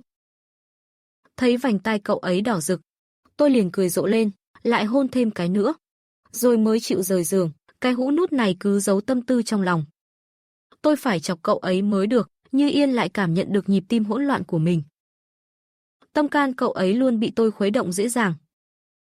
Tôi đi rửa mặt. Cậu ấy cũng rời giường đi đến phòng thay đồ. Tôi đẩy cửa phòng thay đồ ra. Đã thấy cậu ấy đang quấn áo lên phần thân trên. Cậu ấy vốn rất ít ra ngoài. Làn da trắng đến lóa mắt. Thêm phần đôi chân đặc biệt ấy. Tôi từng tưởng cậu ấy là mỹ nhân yếu ớt. Không ngờ dáng người lại quyến rũ đến thế. Tầm mắt tôi bị hút chặt. Không ngờ thân hình cậu ấy lại đẹp đến vậy. Như Yên bối rối, vội vàng cầm lấy quần áo che lại. Khuôn mặt đỏ bừng. Cô thấy không phục. Rõ ràng đã thành thân rồi, còn đề phòng nhau làm gì. Cô cố tình lại gần, giật lấy áo trong tay y. Nhanh chóng chồng chiếc áo qua đầu y. Sau khi giúp mặc xong, Như Yên vội buông một câu, ta đi rửa mặt đây. Rồi hấp tấp chạy khỏi. Nghĩ đến khuôn mặt đỏ rực vừa rồi, cô dường như đã hiểu ra cách để ở bên y. Nhưng như vậy chẳng phải đang bắt cô trở thành lưu manh sao? Phi y là trượng phu của cô mà. Sao có thể gọi là lưu manh được? Cô thay một chiếc sơ mi trắng. Lúc đang cài cúc, bất chợt nảy ra một ý. Bèn đi ra khỏi phòng thay đồ gọi to, Như Yên. Giúp ta cài nút áo với, lúc nãy thử mấy lần mà không được. Nói xong còn xoay người lại đối mặt với y. Đưa phần cơ bụng 8 múi ra trước mặt, thân hình hoàn hảo này, khiến tay Như Yên run rẩy. Y bèn nhắm mắt lại. Nhanh chóng cài nút áo cho cô, nhưng vì quá mạnh tay, mà làm bung cả nút áo. Như Yên cầm chiếc cúc trong tay. Bắt đầu hoài nghi nhân sinh, một chuyện nhỏ thế này mà cũng thất bại. Cô cũng thấy cái cúc trong tay y, không nhịn được bật cười. Như Yên nghe thấy tiếng cười của cô, cảm thấy xấu hổ, thật sự không phải cố ý. Cô nhớ đến lời kế mẫu mẹ, khuyên nên dẫn Như Yên ra ngoài nhiều hơn. Bèn giả vờ không vui nói. Đây là áo sơ mi mới mua đấy. Ngươi phải đền cho anh, chiều nay theo anh đi mua cái mới là được rồi. Nào ngờ, Như Yên vốn luôn nghe lời cô nay lại phản đối. Trầm giọng nói. Chiều nay, em có việc, sơ mi em sẽ đền. Nói xong liền đẩy xe rời đi. Cô không muốn ra ngoài, hơn nữa lại còn là ra cùng anh. Chắc chắn sẽ bị người ngoài chỉ trỏ bàn tán. Không thể chịu nổi, muốn cô ra ngoài thật chẳng dễ dàng. Chỉ đành từ từ thôi, cô cũng không vội nhất thời, bèn quay lại phòng thay bộ đồ khác. Rồi mới xuống lầu, em gái đã ngồi ngay cạnh. Đôi mắt to tròn sáng lấp lánh nhìn. Cô mỉm cười bước đến ngồi cạnh bé. Đến lúc gần dùng xong bữa sáng, em gái đột nhiên nói với anh. Anh cưới em được không? Tôi bị tiểu nha đầu này làm cho giật mình. Câu nói ấy khiến tôi sửng sốt thật sự. Tôi hiếu kỳ hỏi. Tại sao lại muốn cưới? Em gái nghiêm túc đáp. Vì muội muốn ngủ cùng anh. Chị Như Yên cũng là vì cưới anh, nên mới được ngủ cùng anh mà. Chết rồi, cha đang uống sữa nghe xong lời con gái. Bị sặc luôn, ý con gái nhỏ là A Vũ và Như Yên ngủ chung. Đây chẳng phải điềm lành sao, ngày ôm cháu không còn xa nữa. Tôi thật muốn độn thổ, chuyện tôi ngủ chung phòng với Như Yên lại bị mang ra bàn tán ngay bàn cơm, tôi còn cần thể diện nữa không? Thật quá xấu hổ. Như Yên liếc nhìn tôi, không nói một lời, nhưng lại để ý thấy tôi khẽ nhéo vành tai mình. Đó là phản xạ vô thức khi lúng túng. Khóe môi Như Yên khẽ cong lên. A Vũ cũng có lúc ngại ngùng sao? He he, ăn cơm nào, cha ho nhẹ một tiếng. Che giấu sự thất thố vừa rồi. Mẹ cũng vội dỗ em gái. Mau ăn đi, lát còn phải đến trường đấy. Sáng nay sau khi tiễn muội muội đến trường, tôi quay về đón mẹ đi chăm sóc da. Ban đầu mẹ không để tâm, nghĩ rằng lời hôm qua tôi nói chỉ là khách sáo, không ngờ hôm nay tôi thật sự đưa bà ấy đi. Bà là người khá truyền thống. Đối với những kiểu dưỡng nhan của phu nhân hào môn hay chuyện mua sắm bà đều chẳng mấy mặn mà. Trước khi gặp cha tôi, Phối Kiến Quốc, bà chỉ là một bà mẹ đơn thân rất đỗi bình thường. Nay thấy tôi cuối cùng cũng chịu chấp nhận bà. Lòng mẹ cũng thầm thấy vui. Tại tầng 2 biệt thự, Như Yên ngồi trước máy tính, tra cứu mẫu sơ mi mà tôi mặc sáng nay. Tuy cô không đi cùng tôi mua, nhưng đã hứa sẽ đền, thì đương nhiên phải mua cho tôi. Rất nhanh cô đã tìm thấy kiểu áo ấy. Là mẫu mới nhất của thương hiệu ngoại quốc, có bán ngay trên website chính hãng của họ. Như Yên liền đặt mua luôn, tại một tiệm trà sữa. Đường Hạ đang dỗ dành cô gái đối diện. Cô giúp tôi khuyên A Vũ một chút đi, công ty của ba tôi đang gặp khủng hoảng. Rất cần sự giúp đỡ của cô Phó, nếu lỡ để cô ấy nghe được lời xấu về tôi thì, lỡ đến lúc đó cô Phó không giúp nữa thì sao? A Vũ vừa giả vờ vô tội trước mặt Giang Ni, vừa lặng lẽ tô vẽ tôi thành kẻ ác độc, vô lương tâm. Giang Ni nắm lấy tay A Vũ, vẻ mặt đầy đau lòng. Vậy được thôi, lần này tớ lại giúp cậu một lần nữa, gặp mặt thì được, nhưng tớ sẽ không chấp nhận anh ta đâu, cậu biết mà. Trong lòng tớ chỉ có cậu thôi. Giang Ni, cảm ơn cậu, tớ biết chỉ có cậu là đối tốt với tớ nhất. A Vũ giả vờ vui mừng, đôi mắt sáng rực lên. Giang Ni cứ ngỡ A Vũ thật lòng thích cô ấy. Nào hay A Vũ chỉ đang chơi đùa mà thôi. Cho đến giờ, A Vũ vẫn chưa dứt tình với Như Yên. Ổn thỏa xong với A Vũ, Giang Ni liền nhắn tin hẹn gặp tôi vào thứ Bảy. Khi ấy tôi đang giúp mẹ trong bếp, điện thoại đặt trên bàn trà ngoài phòng khách. Như Yên ngồi đó nghe thấy tiếng tinh nhẹ. Màn hình sáng lên. Y lơ đãng liếc nhìn một cái.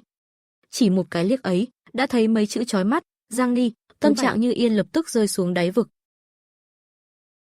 Cô biết mình không xứng với tôi.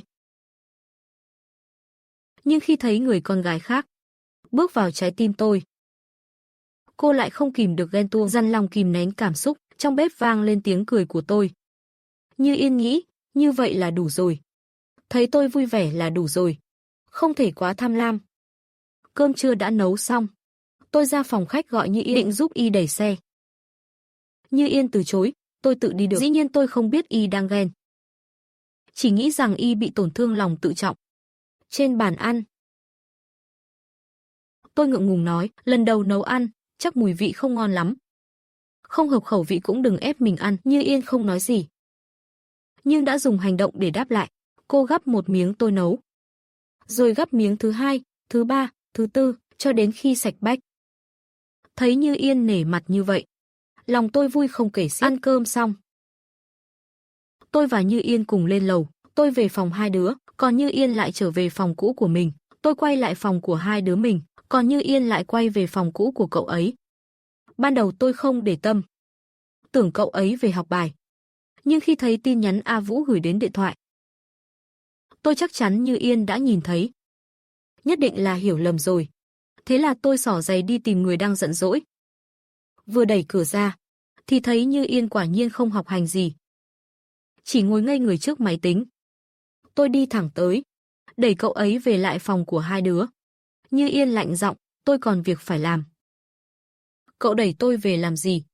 Tôi biết cậu ấy đang nói dối, liền bảo, việc gì để sau hãng làm. Giờ là thời gian nghỉ trưa. Như Yên phản bác. Tôi không buồn ngủ, không muốn ngủ. Buổi tối đèn tắt tối om, hai người ngủ chung một giường đã là vượt giới hạn rồi. Giờ ban ngày mà lại ngủ chung giường nữa.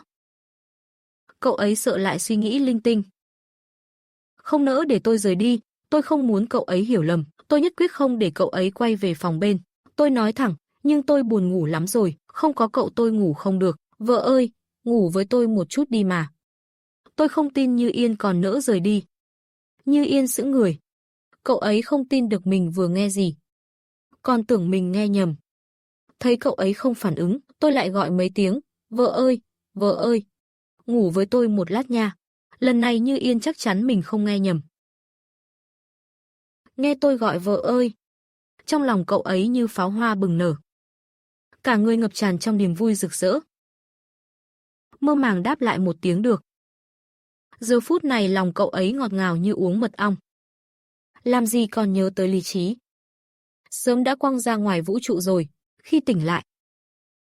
Đã nằm trong vòng tay tôi vẫn ôm cậu ấy như tối qua. Tôi chợt nhớ có khi Như Yên hiểu nhầm tin nhắn đó. Bèn hỏi cậu ấy, cậu có phải nhìn thấy tin nhắn trong điện thoại tôi không? Như Yên lập tức chối bay, không có. Nhìn vào mắt tôi mà nói không có đi. Tôi không chịu bỏ qua, Như Yên cố nén nỗi buồn trong lòng. Ra vẻ nghiêm túc chối tiếp, không thật mà. Muốn tôi giở trò lưu manh đúng không? Không đúng, là muốn tôi hôn cậu đúng không? Nói rồi tôi hôn nhẹ lên má cậu ấy. Nhẹ nhàng hỏi, vậy sao tâm trạng cậu không vui? Như Yên khẽ run lên. Vội vàng nói thật. Tôi chỉ lướt qua một chút, thấy mấy dòng chữ thôi. Tôi gặng hỏi tiếp, cậu thấy những gì? Trong lòng Như Yên nỗi buồn gần như dâng lên tận ngực. Cậu ấy nghĩ tôi đang cố tình hỏi biết rồi còn hỏi, sao còn bắt cậu ấy nói ra nữa chứ? Thực ra cậu ấy thấy tôi có hẹn gặp Giang Ni vào thứ Bảy. Thấy vẻ mặt của Như Yên, tôi biết ngay cậu ấy hiểu lầm rồi, chắc chắn đang buồn thầm. Tôi ôm lấy eo cậu ấy, nhẹ nhàng nói, đừng suy nghĩ linh tinh nữa. Bây giờ chỉ thích mình cậu thôi. Các tình yêu ơi, hãy đăng ký kênh, thả tim và bình luận điều thầm kín với mình nhé. Thương lắm các bồ nè. Sau này có chuyện gì phải nói với tôi đấy. Đừng giấu trong lòng, nhưng Như Yên không tin chút nào. Dù sao thứ tư tuần sau tôi cũng ra nước ngoài rồi. Visa cũng làm xong hết rồi, tôi đã tỏ tình rồi, mà cậu ấy lại chẳng nói gì cả. Tôi cúi đầu hỏi cậu ấy, sao lại không nói gì? Như Yên bình thản đáp, tôi biết rồi, bình tĩnh quá mức rồi đấy. Rõ ràng là tôi đang tỏ tình mà. Tôi nhìn cậu ấy bằng ánh mắt sâu lắng. Tôi nói rõ là tôi thích cậu rồi, chẳng lẽ cậu không có phản ứng gì sao? Như Yên lạnh lùng hỏi lại. Vậy cậu muốn tôi phản ứng thế nào? Phản ứng đó khiến tôi có chút thất vọng. Người này thật sự thích tôi sao? Hay là do cách tôi biểu đạt không đúng? Tôi liền ghé sát mặt qua. Mặt dày nói, hôn tôi đi. Như Yên ngẩn người. Không dám tin tôi lại yêu cầu cậu ấy hôn mình. Tôi giục, mau lên nào. Thế nhưng Như Yên vẫn không dám. Lòng tự ti khiến cậu ấy sợ hãi. Sợ tôi tức giận sau khi bị chạm vào. Sợ tôi sẽ không thèm để ý nữa. Tôi tức đến muốn phát điên. Chẳng lẽ tôi không có chút sức hút nào sao? Thôi, nếu cậu ấy không hôn, thì tôi cúi người hôn lên đôi môi ấy. Người ta bảo môi mỏng thì bạc tình. Tôi chẳng tin đâu, Như Yên đã yêu tôi sâu đậm cả một đời. Câu nói của Như Yên bị tôi chặn lại. Lúc đó đầu cậu ấy trống rỗng. Để tôi tự do hành động, chỉ là tôi chẳng có kỹ năng gì. Cậu ấy cũng chẳng có phản ứng gì, tôi tức thật rồi. Buông cậu ấy ra, giận dỗi lườm một cái. Rồi quay lưng lại giận dỗi một mình. Nụ hôn đầu của tôi cho cậu ấy rồi, mà chẳng thấy phản ứng gì, đồ người lạnh lùng. Như Yên, không hiểu mình lại chọc tôi giận chỗ nào. Lo lắng đưa tay đặt lên lưng tôi. Khẽ nài nỉ. Đừng giận tôi nữa. Tôi sai rồi, tôi sẽ sửa mà. Tôi xoay người lại, vậy cậu biết sai ở đâu không? Biết sửa như nào không? Như Yên chột dạ. Cậu ấy thật sự không biết, so với toán và lập trình, thì việc hiểu tôi đang giận vì gì còn khó hơn. Với cậu ấy, đúng là bài toán hóc búa, tôi bực mình nói. Đến cậu còn không biết sai gì, đồ lừa đảo. Như Yên vội vàng kéo tay tôi lại. Tôi không cố ý, cậu nói đi, tôi nhất định sửa, thật mà. Vậy tôi bảo cậu hôn tôi, sao cậu không làm? Tôi sợ cậu giận, sợ cậu không thích tôi chạm vào. Như Yên ấm ức nói ra nỗi lòng. Thì ra, thái độ trước đây của tôi lại ảnh hưởng cậu ấy đến vậy. Những lần từ chối chạm vào ấy tôi đã quên sạch. nhưng cậu ấy lại luôn khắc ghi trong tim. Tôi ôm cậu ấy khẽ nói, giờ tôi thích cậu chạm vào tôi rồi. Chúng ta đừng ly hôn nữa được không? Trong đôi mắt đen của Như Yên ánh lên sự vui sướng. Thật sao? Dù là giả, thì khoảnh khắc này cũng đủ khiến cậu ấy hạnh phúc. Tôi tiếp tục hỏi, được không? Trả lời tôi đi. Như Yên xúc động đáp liền mấy tiếng được. Tôi lại hỏi, lúc nãy tôi hôn cậu, cậu có thích không? Làm lại lần nữa được không? Mặt Như Yên lập tức đỏ bừng. Tôi không cam tâm, lại cúi người hôn cậu ấy, còn đặt tay lên ngực cậu ấy. Cảm nhận rõ ràng tiếng tim đập loạn nhịp. Giả vờ à, còn lâu nhé. Tôi rút tay lại với nụ cười mãn nguyện, khóe môi mang theo vẻ đắc ý. Như Yên lại như còn chưa đã. Ánh mắt mong mỏi tôi hôn thêm lần nữa. Tiếc là tôi đã ôm cậu ấy ngủ mất rồi, thấy tôi ngủ mà còn cười mỉm, Như Yên cũng cười theo. Hôm nay như thể vận may rơi trúng đầu vậy. Cậu ấy rụt rè đưa tay chạm vào môi tôi. Không thể không đối diện với lòng mình. Lúc chưa thấy tin nhắn của Giang Ni, cậu ấy gần như phát điên. Trong lòng hàng vạn tiếng hét đòi giành lấy tôi. Chỉ cần nghĩ đến chuyện người phụ nữ khác, cũng sẽ hôn tôi như hôm nay. Là không chịu nổi, chỉ muốn phát cuồng. Đã không thể buông, thì nhất định không buông. Tôi là lang quân của cậu ấy, không ai được cướp đi. Tôi khẽ vuốt ve khuôn mặt cậu ấy, bác sĩ nói Như Yên nên ở bên tôi. Không cần đi đâu nữa, trong giấc mơ tôi nói mơ. Cái đầu nhỏ của cậu ấy dụi nhẹ vào ngực tôi, Như Yên khẽ nhếch môi cười. Nụ cười vô cùng dịu dàng, giấc ngủ trưa này khiến cậu ấy thật thoải mái. Khi tỉnh dậy, phát hiện tôi đang nhìn cậu ấy chằm chằm, tôi cười hỏi, cậu tỉnh rồi à? Như Yên vừa tỉnh giấc, giọng khàn nhẹ, lạnh nhạt mà lười biếng. Lọt vào tai tôi lại thành vô cùng mê hoặc. Tôi nhắc cậu ấy, không phải cậu còn việc phải làm sao? Tôi nhớ trước khi ngủ trưa, cậu còn bảo mình rất bận mà. Giờ cũng đã 4 giờ chiều rồi. Cậu đã ngủ hơn 3 tiếng rồi đấy. Như Yên mỉm cười nói, giờ không cần làm nữa. Tôi chỉ muốn ôm cậu thôi, không ngờ cậu ấy lại đột nhiên mở lòng. Vui vẻ rụi rụi trong lòng tôi. Vậy thì khỏi dậy nữa, hai ta ngủ tiếp đi. Tim Như Yên đập thình thịch. Ngẩng đầu hôn tôi. Nụ hôn ấy vừa dịu dàng lại nồng cháy. Tôi điều chỉnh hơi thở rồi bắt đầu công việc. Sao cậu thành thạo vậy hả? Có phải từng luyện với đàn ông rồi không? Như Yên thấy tôi có vẻ ghen. Tâm trạng tốt lắm, cậu không biết phụ nữ là thiên phú à? Cậu ấy không dám nói tôi biết, trong mơ đã hôn tôi vô số lần. Tôi ngây thơ hỏi, thật à? Như Yên đáp tỉnh bơ, ngày nào cũng ở nhà, ngoài cậu ra, còn có thể tiếp xúc ai? Tôi nghĩ cũng đúng, bèn nói, được rồi, tôi tin cậu lần này. Cùng lúc đó, nhà cậu Mợ chìm trong không khí ảm đạm. Cả nhà họ Hạ u ám như có mây đen giăng kín. Cậu Hạ Lệ Vĩ ngồi trên ghế sofa than thở. Làm sao đây, anh rể giờ không giúp tôi nữa. Mợ Lý Mỹ Hà bực mình, đồ vô dụng. Còn muốn phát tài nhờ ông à? Không biết dùng đầu óc hả? Nghe vợ mắng vậy, mắt Hạ Lệ Vĩ bỗng sáng lên. Hứng khởi đứng dậy, vợ à? Em nghĩ ra cách rồi sao? Lý Mỹ Hà nhướng mày. Nếu anh không vay được, thì để người khác đi vay thay anh. Hạ Lệ Vĩ lập tức hiểu ra, đúng rồi, tôi có thể bảo A Vũ đi mượn bố cậu ấy. Con ruột mở miệng. Anh rể chắc không nỡ từ chối.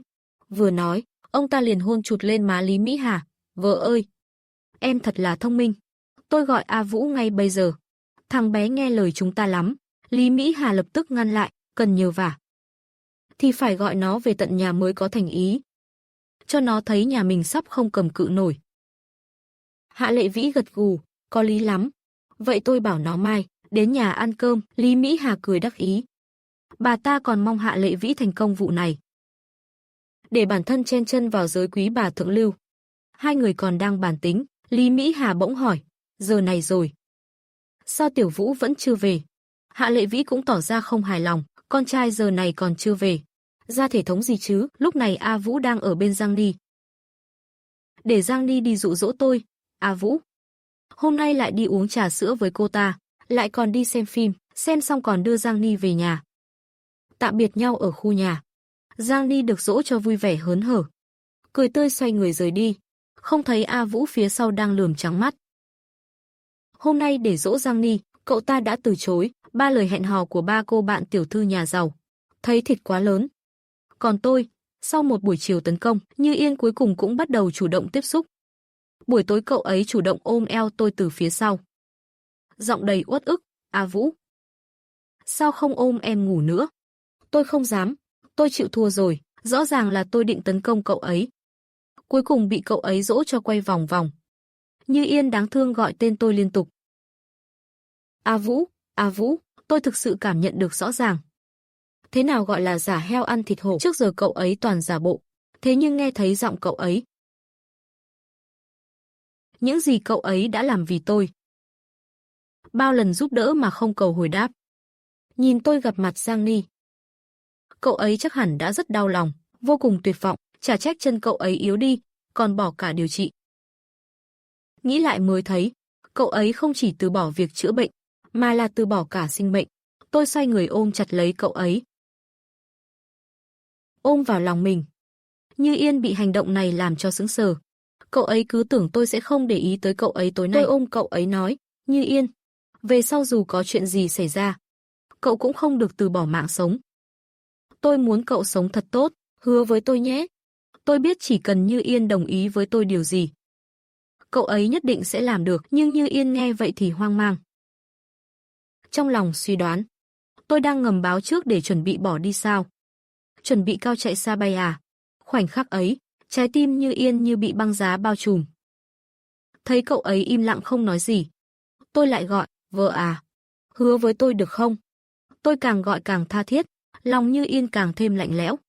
Cậu ấy cho rằng đây chỉ là mưu kế của tôi. Như Yên nhướng mày cười nhạt, vậy anh hôn tôi đi. Tôi sẽ đồng ý với anh. Vừa dứt lời, tôi liền ôm lấy mặt cậu ấy mà hôn xuống. Như Yên lập tức giành lại thế chủ động, mạnh mẽ đáp trả nụ hôn của tôi, sau đó thì khẽ thì thầm bên tai tôi, A Vũ, đừng rời xa em, nếu không em sẽ phát điên mất, đến lúc đó, không biết em sẽ làm ra chuyện gì đâu. Từ giọng nói của cậu ấy tôi nghe ra được sự đe dọa. Tôi đột nhiên cảm thấy cậu ấy không nói chơi, cậu ấy thực sự có thể làm ra những việc điên rồ. Như Yên cảm nhận được nỗi sợ của tôi. Một tia buồn trong lòng cậu ấy liền tan biến. Cậu ấy nghĩ, tôi sợ thì tốt, sợ đến mức không dám rời xa cậu ấy, vậy là đạt được mục đích rồi. Thấy sắc mặt Như Yên không đúng, tôi vội vàng bổ sung, chúng ta sẽ mãi mãi bên nhau, cả đời không rời không bỏ. Đôi mắt đen nhánh của Như Yên nhìn chằm chằm tôi, được, hãy nhớ kỹ những lời hôm nay anh nói. Bề ngoài thì cậu ấy tin tôi, nhưng trong lòng đã âm thầm lên kế hoạch. Muốn thiết kế một phần mềm theo dõi riêng cho tôi, để tôi không thể trốn đi đâu được. Sáng hôm sau tỉnh dậy, tôi soi gương. Quả nhiên môi bị rách, tôi rủa thầm Như Yên một trận trong lòng. Sau đó quấy rối cậu ấy còn đang ngủ say. Tôi cắn mạnh lên cổ cậu ấy, ai bảo anh cắn tôi. Tôi cắn chết anh luôn, thế mà Như Yên không những không tức giận, còn cười nói, cắn mạnh chút đi, tốt nhất là để lại vết sẹo, dấu ấn riêng thuộc về em. Tôi vội buông cậu ấy ra. Cái người này đúng là đồ biến thái. Mặt tôi đỏ bừng chạy vào nhà tắm. Lúc này Như Yên đã không còn giống như trong ấn tượng của tôi nữa. Trước kia cậu ấy luôn lặng lẽ ít lời, giờ thì còn biết tán tỉnh hơn cả tôi, thỉnh thoảng như bị ma nhập. Còn hơi đáng sợ. Như Yên sờ vào chỗ tôi cắn. Trên mặt hiện lên nụ cười tà mị. Chúng tôi coi như đã khắc dấu cho nhau. Tôi rửa mặt xong liền xuống lầu.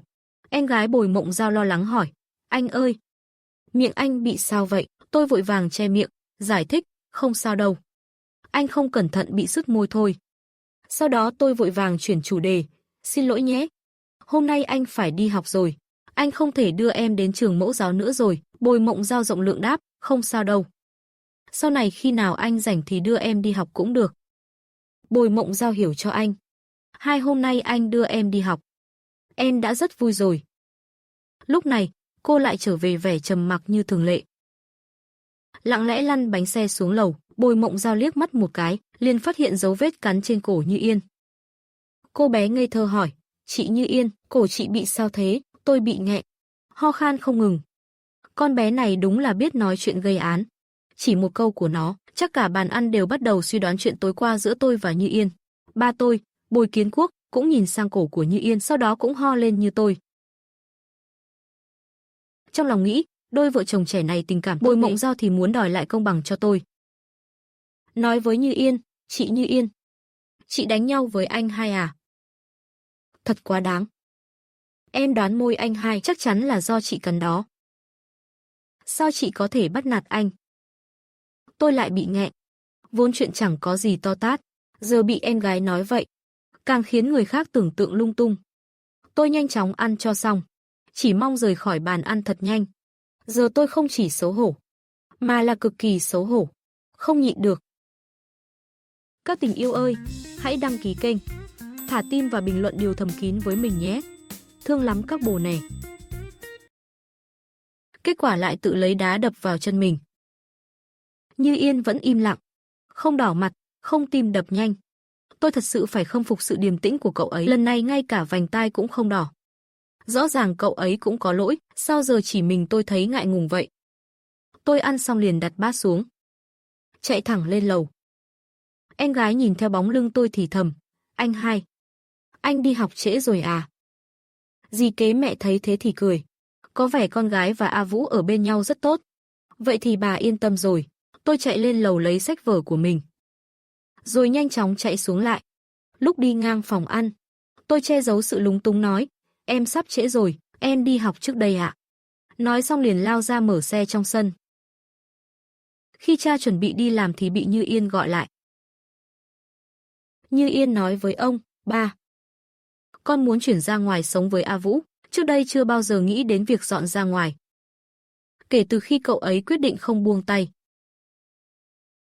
cậu ấy đã luôn tìm cơ hội thích hợp để chuyển ra ngoài. Sau chuyện ở Kim Đảo, cậu ấy cảm thấy bây giờ đề xuất là thời điểm thích hợp. Chúng tôi hiện giờ là vợ chồng, sau này chắc chắn sẽ có nhiều hành động thân mật hơn. Cần có không gian riêng tư. Có em gái và ba mẹ ở đây, dù sao cũng không tiện ở cùng. Cha trầm ngâm một lúc rồi hỏi, con quyết định rồi à? Như Yên nghiêm túc đáp, nhà con đã mua rồi. Cha nghĩ, hai đứa trẻ có dự tính của mình, ông cũng không tiện can thiệp, hơn nữa ông rất thích Như Yên làm con dâu. Tuy Như Yên luôn ở nhà học hành, nhưng rất thông minh và có tầm nhìn. Việc xây dựng công ty cũng nhờ cô ấy hỗ trợ. Nên cha mới yên tâm để tôi cưới Như Yên. Nên việc ra ở riêng thì cũng là chuyện bình thường. Thế là cha nói, đã chuẩn bị nhà rồi thì cứ dọn ra ngoài đi, nhưng rảnh thì nhớ về thăm ba và mẹ con nhiều một chút. Bồi Kiến Quốc đồng ý rồi, chủ yếu là ông thấy người trẻ tuổi cần không gian riêng, không cần cản trở. Xét tình hình hiện tại, hai đứa sống với nhau rất hòa thuận. Ra ở riêng rồi biết đâu sớm được bế cháu. Như Yên nói, cảm ơn ba, con và A Vũ sẽ thường xuyên về thăm ba mẹ. Như Yên biết Bồi Kiến Quốc sẽ không phản đối. Bồi Kiến Quốc rất tốt với mẹ cậu ấy, cũng đối xử với cậu như con gái ruột. Cậu luôn biết ơn Bồi Kiến Quốc. Cũng cảm ơn ông đã để tôi cưới cậu ấy. Đó là điều hạnh phúc nhất trong đời cậu. Bồi Kiến Quốc nhìn vào mắt Như Yên, chân thành nói, Như Yên, A Vũ là do ba chiều hư rồi, sau này con chịu khó bao dung cho nó nhé. Như Yên nói, ba à, ba yên tâm, con sẽ đối xử tốt với A Vũ. Nghe vậy, Bồi Kiến Quốc mỉm cười rời đi, ông tin Như Yên nói được sẽ làm được. Tôi vừa đến trường, đã nhận được điện thoại của cậu tôi, Hạ Lợi Vĩ. Dù trong lòng hận đến mức muốn ăn thịt, tôi vẫn giả vờ tươi cười gọi một tiếng, cậu à. Hạ Lợi Vĩ niềm nở, A Vũ, cháu đang làm gì đó, lâu rồi không về nhà cậu. Không nhớ cậu và mợ à? Nhớ làm gì chứ? Nhớ hai người chết chắc, gọi điện cho tôi chẳng qua là muốn vay tiền. Từng ấy năm rồi, mỗi lần đến nhà cậu và mợ, mỗi lần đến đều phải tiêu một đống tiền, mua túi xách yêu thích cho mợ, mua đồ chơi đắt tiền cho em họ A Vũ. Bọn họ rõ ràng xem tôi là cây rút tiền, chứ chẳng phải người thân. Nực cười là lúc đó tôi còn nghĩ tiêu chút tiền cho người thân cũng chẳng sao. Bọn họ đâu phải người thân gì, chỉ là đám hút máu mà thôi. Nghĩ vậy trong lòng, nhưng miệng vẫn nũng nịu, cậu ơi, cháu đang ở trường, hôm nay có tiết học, tối nay cháu đến nhà cậu ăn cơm nhé. Đã tự dâng tới cửa, thì tôi sẽ đòi lại những gì đã từng cho họ. Bữa tiệc hồng môn này, tôi nhất định phải đi, Hạ Lợi Vĩ vui vẻ nói. Được được, vậy cháu học hành chăm chỉ nhé, cậu không làm phiền cháu nữa. Sau khi cúp máy, mợ Lý Mỹ Hà nhìn chồng. Nhìn vẻ mặt vui mừng là biết chuyện thành rồi. Biết ngay là tôi sẽ tới mà. Tối nay chỉ cần hai người họ diễn cho tốt là được. Sau khi cúp điện thoại của Hạ Lợi Vĩ, tôi cười lạnh một tiếng. Sau đó gọi về số điện thoại bàn ở nhà. Như Yên nghe máy. A Vũ, có chuyện gì vậy? Tôi ngỡ ngàng. Tôi còn chưa lên tiếng. Cậu ấy đã biết đó là tôi gọi. Tôi không biết rằng trong nhà này ngoài tôi ra, không ai gọi vào điện thoại bàn. Nên mỗi khi chuông điện thoại bàn vang lên, Như Yên đều vô thức muốn bắt máy. Nhưng cuối cùng lại không dám nhấc máy. Để mẹ tôi nghe máy. Tôi nói với đầu dây bên kia, cậu nói với mẹ giúp tôi. Tối nay tôi không về ăn cơm. Như Yên nghe xong, toàn thân lập tức toát ra hơi lạnh. Hôm nay là ngày thứ 3 sau khi cưới. Tôi đã bắt đầu không về nhà ăn cơm. Tôi định dần dần rời xa cậu ấy sao? Đầu dây bên kia bỗng im lặng. Tôi hỏi tiếp, Như Yên, em nghe thấy chưa? Cậu ấy chỉ khẽ hừ một tiếng, rồi vội vàng cúp máy. Như Yên cầm chặt điện thoại. Lòng đầy bất an, cậu ấy sợ biết được lý do tôi không về nhà. Sợ tôi lại hẹn gặp Giang Ni. Cúp máy xong, cậu ấy đẩy xe lăn lên lầu, lao vào thế giới của mã cốt. Gõ bàn phím liên tục. Chẳng bao lâu sau, đã lập trình xong một ứng dụng theo dõi tôi. Mà lúc này tôi vẫn đang ngồi trong lớp học. Tôi bỗng thấy sống lưng lạnh toát. Ngay sau đó thì hắt hơi một cái. Còn tưởng là dấu hiệu sắp cảm cúm. Cô bạn gái ngồi cạnh ân cần đưa tôi một gói khăn giấy. Tôi cười xin lỗi. Nhìn cô gái này có vẻ quen quen. Nhưng tôi lại nhất thời không nhớ ra tên cô ấy. Vậy mà cảnh này lại bị người khác chụp lại. Rồi bị bóp méo ác ý trên diễn đàn trường. Chế giễu cô gái lọ lem mơ được lấy hoàng tử. Dư luận lan nhanh chóng mặt. Mà tôi thì hoàn toàn không hề hay biết. Như Yên ở nhà lướt. Diễn đàn trường thì thấy ngay bức ảnh đó. Nụ cười rạng rỡ của tôi như đâm vào mắt cậu ấy. Cậu ấy không kìm được tra thông tin về cô gái kia. Phát hiện cô ấy xuất thân nghèo khó. Dựa vào nỗ lực của bản thân để đỗ đại học danh tiếng. Mẹ ở nhà còn mắc bệnh hiểm nghèo. Như Yên bắt đầu nghi ngờ. Có phải cô gái này cố ý tiếp cận tôi không? Trên đường lái xe đến nhà cậu, tôi bỗng nhớ ra thân phận của cô gái đó ở kiếp trước. Em trai cô ấy từng vào làm kế toán ở nhà họ Phí, sau đó lại giúp Giang Ni chiếm đoạt tài sản công ty.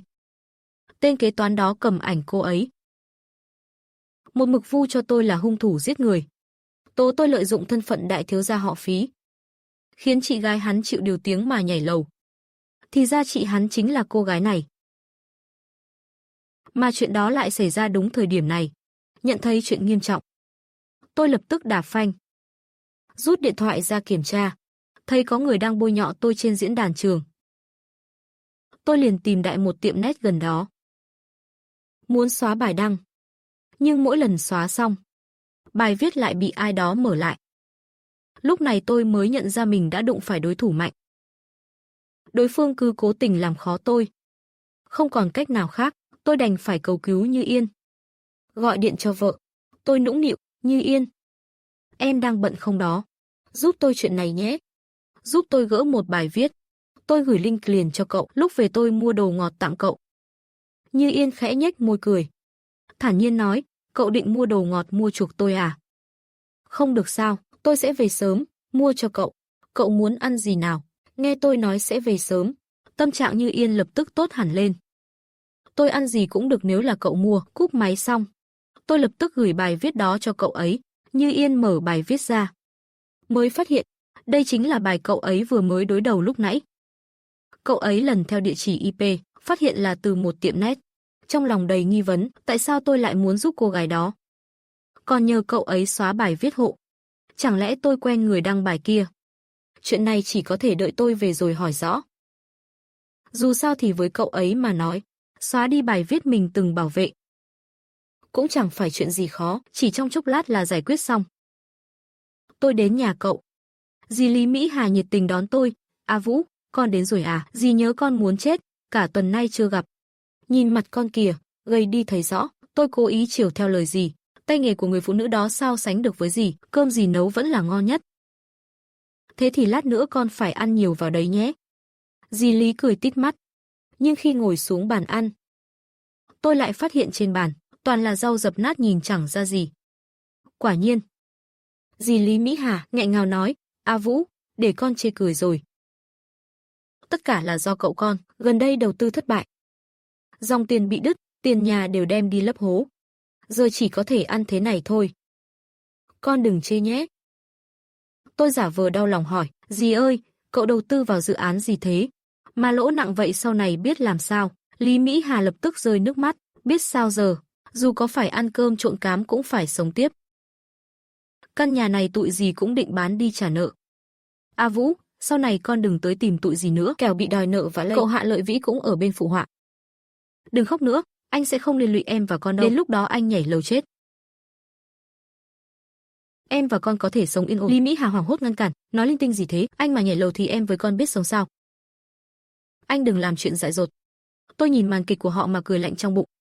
Ngoài mặt vẫn giả vờ an ủi, cậu ơi, cậu đừng nghĩ quẩn. Cậu thiếu bao nhiêu tiền vậy? Cậu tuyệt đối đừng làm chuyện dại dột. Tôi nhìn màn kịch của họ. Trong lòng cười lạnh, nhưng ngoài mặt vẫn an ủi, cậu à, cậu đừng nghĩ quẩn nhé. Cậu còn thiếu bao nhiêu tiền, mượn bạn bè thân thích xoay vòng trước đã, còn bố tôi. Cậu đã mượn bố tôi chưa? Lý Mỹ Hà và Hạ Lợi Vĩ liếc nhau cười. Quả nhiên tôi đã mắc bẫy. Hạ Lợi Vĩ thở dài, cậu đã tìm anh rể rồi. Anh ấy nói công ty đang cần tiền quay vòng. Không có dư ra đồng nào. Lý Mỹ Hà bĩu môi, anh mà tin lời anh rể à? Anh đúng là dễ bị lừa. Tôi thấy 8 phần là anh ấy không muốn cho mượn thôi. Chị không còn nữa. Anh rể liền thiên vị vợ hai Lộc Uyển của ảnh. Còn A Vũ bọn gì mới là cậu mợ ruột của con. Con xem ba con chút chuyện này còn không chịu giúp, rõ ràng là muốn để dành tiền cho mẹ kế Lộc Uyển. Dì đây thật sự thấy tủi thay con ấy. Tôi tức thì nói, tôi tuyệt đối sẽ không để ba để dành tiền cho mẹ kế. Cho cái nhà Lộc Uyển đó đâu, mợ yên tâm. Con sẽ khiến ba cho mượn tiền cho mợ. Lý Mỹ Hà kích động nắm tay tôi, à Vũ à, cậu mợ không nuôi con uổng công rồi. Chỉ có con mới chịu giúp mợ thôi. Tôi nghiêm mặt, mợ à, con sẽ không bỏ mặc mợ đâu. Mẹ con mất rồi, mọi người là người thân gần gũi nhất với con, còn thiếu bao nhiêu tiền nữa. Để con đi tìm ba, Hạ Lợi Vĩ ngại ngùng nói. Dự án này hiện tại vẫn còn thiếu đến 1,5 tỷ. Tôi cười lạnh trong bụng, đúng là dám mở miệng đòi quá đáng. Đã muốn diễn thì tôi diễn tới cùng. Tôi kéo dì lên lầu, vừa đi vừa giả vờ lo lắng nói, mợ ơi, con có người bạn. Chuyên thu mua đồ hiệu cũ, chúng ta đem những món đồ trước kia đi bán. Chắc cũng gom được một khoản kha khá. Có thể cải thiện bữa ăn cho mợ với cậu nữa. Lý Mỹ Hà vội xua tay, à Vũ, mợ, những thứ đó chẳng đáng bao nhiêu đâu. Mợ thấy thôi khỏi đi. Tôi tiếp tục thuyết phục. Mợ yên tâm, chắc chắn sẽ bán được giá tốt. Lúc trước con mua cho mợ và biểu đệ, toàn mấy thứ mấy chục vạn, dù có bán rẻ thì cũng đổi được không ít tiền. Chờ sau này cậu làm ăn có lời rồi. Sau này sẽ kiếm tiền. Lúc đó mấy cái túi hàng hiệu gì mà chẳng mua được. Tôi tỏ ra như đang suy nghĩ vì họ. Lý Mỹ Hà giận điên, nhưng chỉ đành tạm thời gật đầu đồng ý. Tôi lục soát khắp phòng của mợ và em họ. Mang hết đống đồ hiệu tôi từng mua cho họ. Tất cả lôi ra, bảo đem đi bán. Tôi còn không ngớt lời khen ngợi mợ chịu hy sinh vì cậu. Lý Mỹ Hà trong lòng như nhào máu. Nhưng vẫn đành phối hợp. Với tôi xách 2 túi to đựng đầy hàng hiệu ra khỏi nhà cậu. Tâm trạng cực kỳ sung sướng, đã muốn làm ma cà rồng hút máu tôi, vậy thì để họ cũng nếm thử mùi mất mát cho biết. Tôi lái xe vừa đi vừa ngân nga. Trên đường còn ghé tiệm bánh, chọn mấy món ngọt cho Liễu Như Yên. Liễu Như Yên ngồi bên cửa sổ. Từ xa đã thấy xe tôi quay về. Trong lòng vui như mở hội, anh ấy lăn bánh xuống lầu, ngồi ở phòng khách giả vờ xem tivi. Tôi xách bánh ngọt chạy vào nhà phấn khởi. Vợ ơi, anh về rồi đây, anh mua bánh ngọt cho em, thử chút không? Liễu Như Yên chạy tới ôm tôi rồi hôn một cái. Vui vẻ như vậy, là cậu họ lại cho em ăn món ngon gì sao? Tôi cười nói, vì muốn sớm gặp anh mà. Cơm em còn chưa ăn. Liễu Như Yên thấy tôi thân mật như vậy, tâm trạng lập tức tan biến hết, cười trìu mến nhìn tôi. Em muốn ăn gì nào, anh đi nấu cho em. Anh ấy rút ra khỏi lòng tôi, không cần đâu. Em vào bếp tìm gì đó ăn tạm là được. Tôi đứng dậy đi về phía bếp. Liễu Như Yên xoay bánh xe theo sau. Từ lúc tôi bước vào cửa, ánh mắt anh ấy chưa rời khỏi tôi lần nào.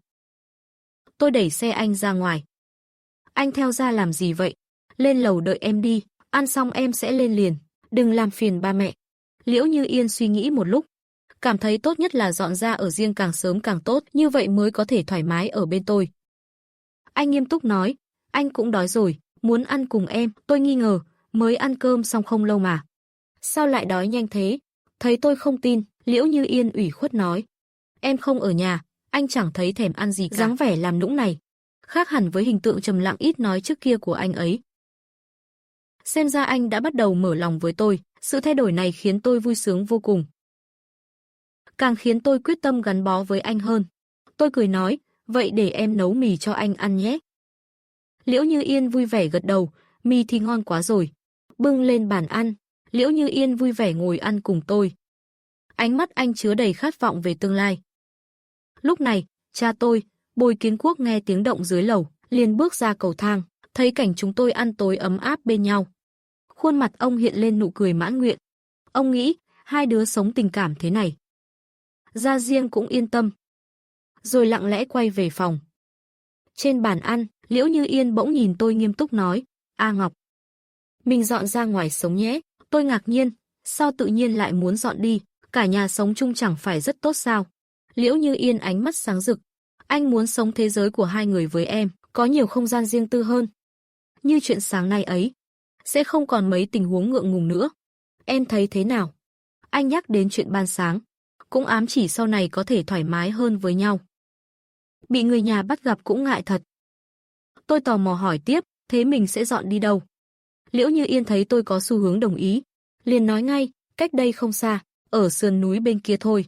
Ủa, đó không phải biệt thự của người khác sao? Lâu nay có ai ở đâu? Liễu Như Yên gật đầu, anh mua rồi. Anh không nói với tôi, đó là ngôi nhà anh chuẩn bị làm lễ cưới. Ban đầu định dùng làm quà cưới cho tôi. Dù tôi có cưới người khác, anh vẫn muốn âm thầm dõi theo. Giờ thì may mắn mỉm cười. Chúng tôi đã thành vợ chồng. Biệt thự ấy nay trở thành tổ ấm của chúng tôi. Tôi thắc mắc, anh lấy đâu ra nhiều tiền thế? Liễu Như Yên cười, anh tự kiếm được đấy. Nuôi em thì dư sức. Tôi lúc này mới nhận ra mình đã đánh giá thấp anh. Không biết anh còn bao nhiêu bí mật, mà tôi vẫn chưa biết. Tôi khẽ hỏi, vậy khi nào mình dọn đi? Liễu Như Yên nắm tay tôi, nhẹ nhàng nói, ngày mai luôn, được không? Tôi gật đầu. Chiều mai em không có tiết. Vậy chiều mai mình dọn sang sống cùng nhau. Em cũng có thể giúp anh dần bước ra khỏi thế giới khép kín. Liễu Như Yên mừng đến phát điên. Tôi hôn nhẹ lên má anh ấy một cái, anh ấy giả vờ giận dỗi, ghét quá, hôn anh đầy dầu luôn rồi. Tôi hơi ngại, lấy khăn giấy định lau cho anh. Ai ngờ anh lại bất ngờ vòng tay ôm cổ tôi, rồi hôn để lên mặt tôi, khiến tôi choáng váng cả đầu óc. Buông ra rồi anh cười tinh nghịch. Cho em cũng biết cảm giác như thế nào. Liễu Như Yên tràn đầy chiều chuộng. Giây phút ấy trong mắt anh, tôi thật đáng yêu. Thu dọn chén bát xong, tôi nói với Liễu Như Yên, anh lên trước đi, em lên sau một lát. Nhưng Liễu Như Yên lại không muốn rời đi, anh muốn ở bên tôi thêm chút nữa. Sau khi dọn dẹp xong, tôi đẩy anh lên lầu. Anh ngồi trên xe lăn, trái tim ngập tràn hạnh phúc. Hy vọng mỗi ngày về sau đều có thể ấm áp thế này. Về đến phòng, tôi rửa mặt xong, mặc bộ đồ ngủ màu đen bước ra. Liễu Như Yên nhìn chằm chằm cổ trắng của tôi, trong đầu chỉ còn 8 chữ, da trắng, dáng đẹp. Cơ thể anh nóng ran cả lên. Anh vội quay mặt đi. Sợ tôi phát hiện ra phản ứng của mình, giờ tôi mới chỉ chấp nhận ôm nhẹ nhàng. Anh không dám có hành động vượt quá giới hạn. Liễu Như Yên lén nhìn bờ vai trơn mịn của tôi, vừa khó chịu vừa không thể rời mắt.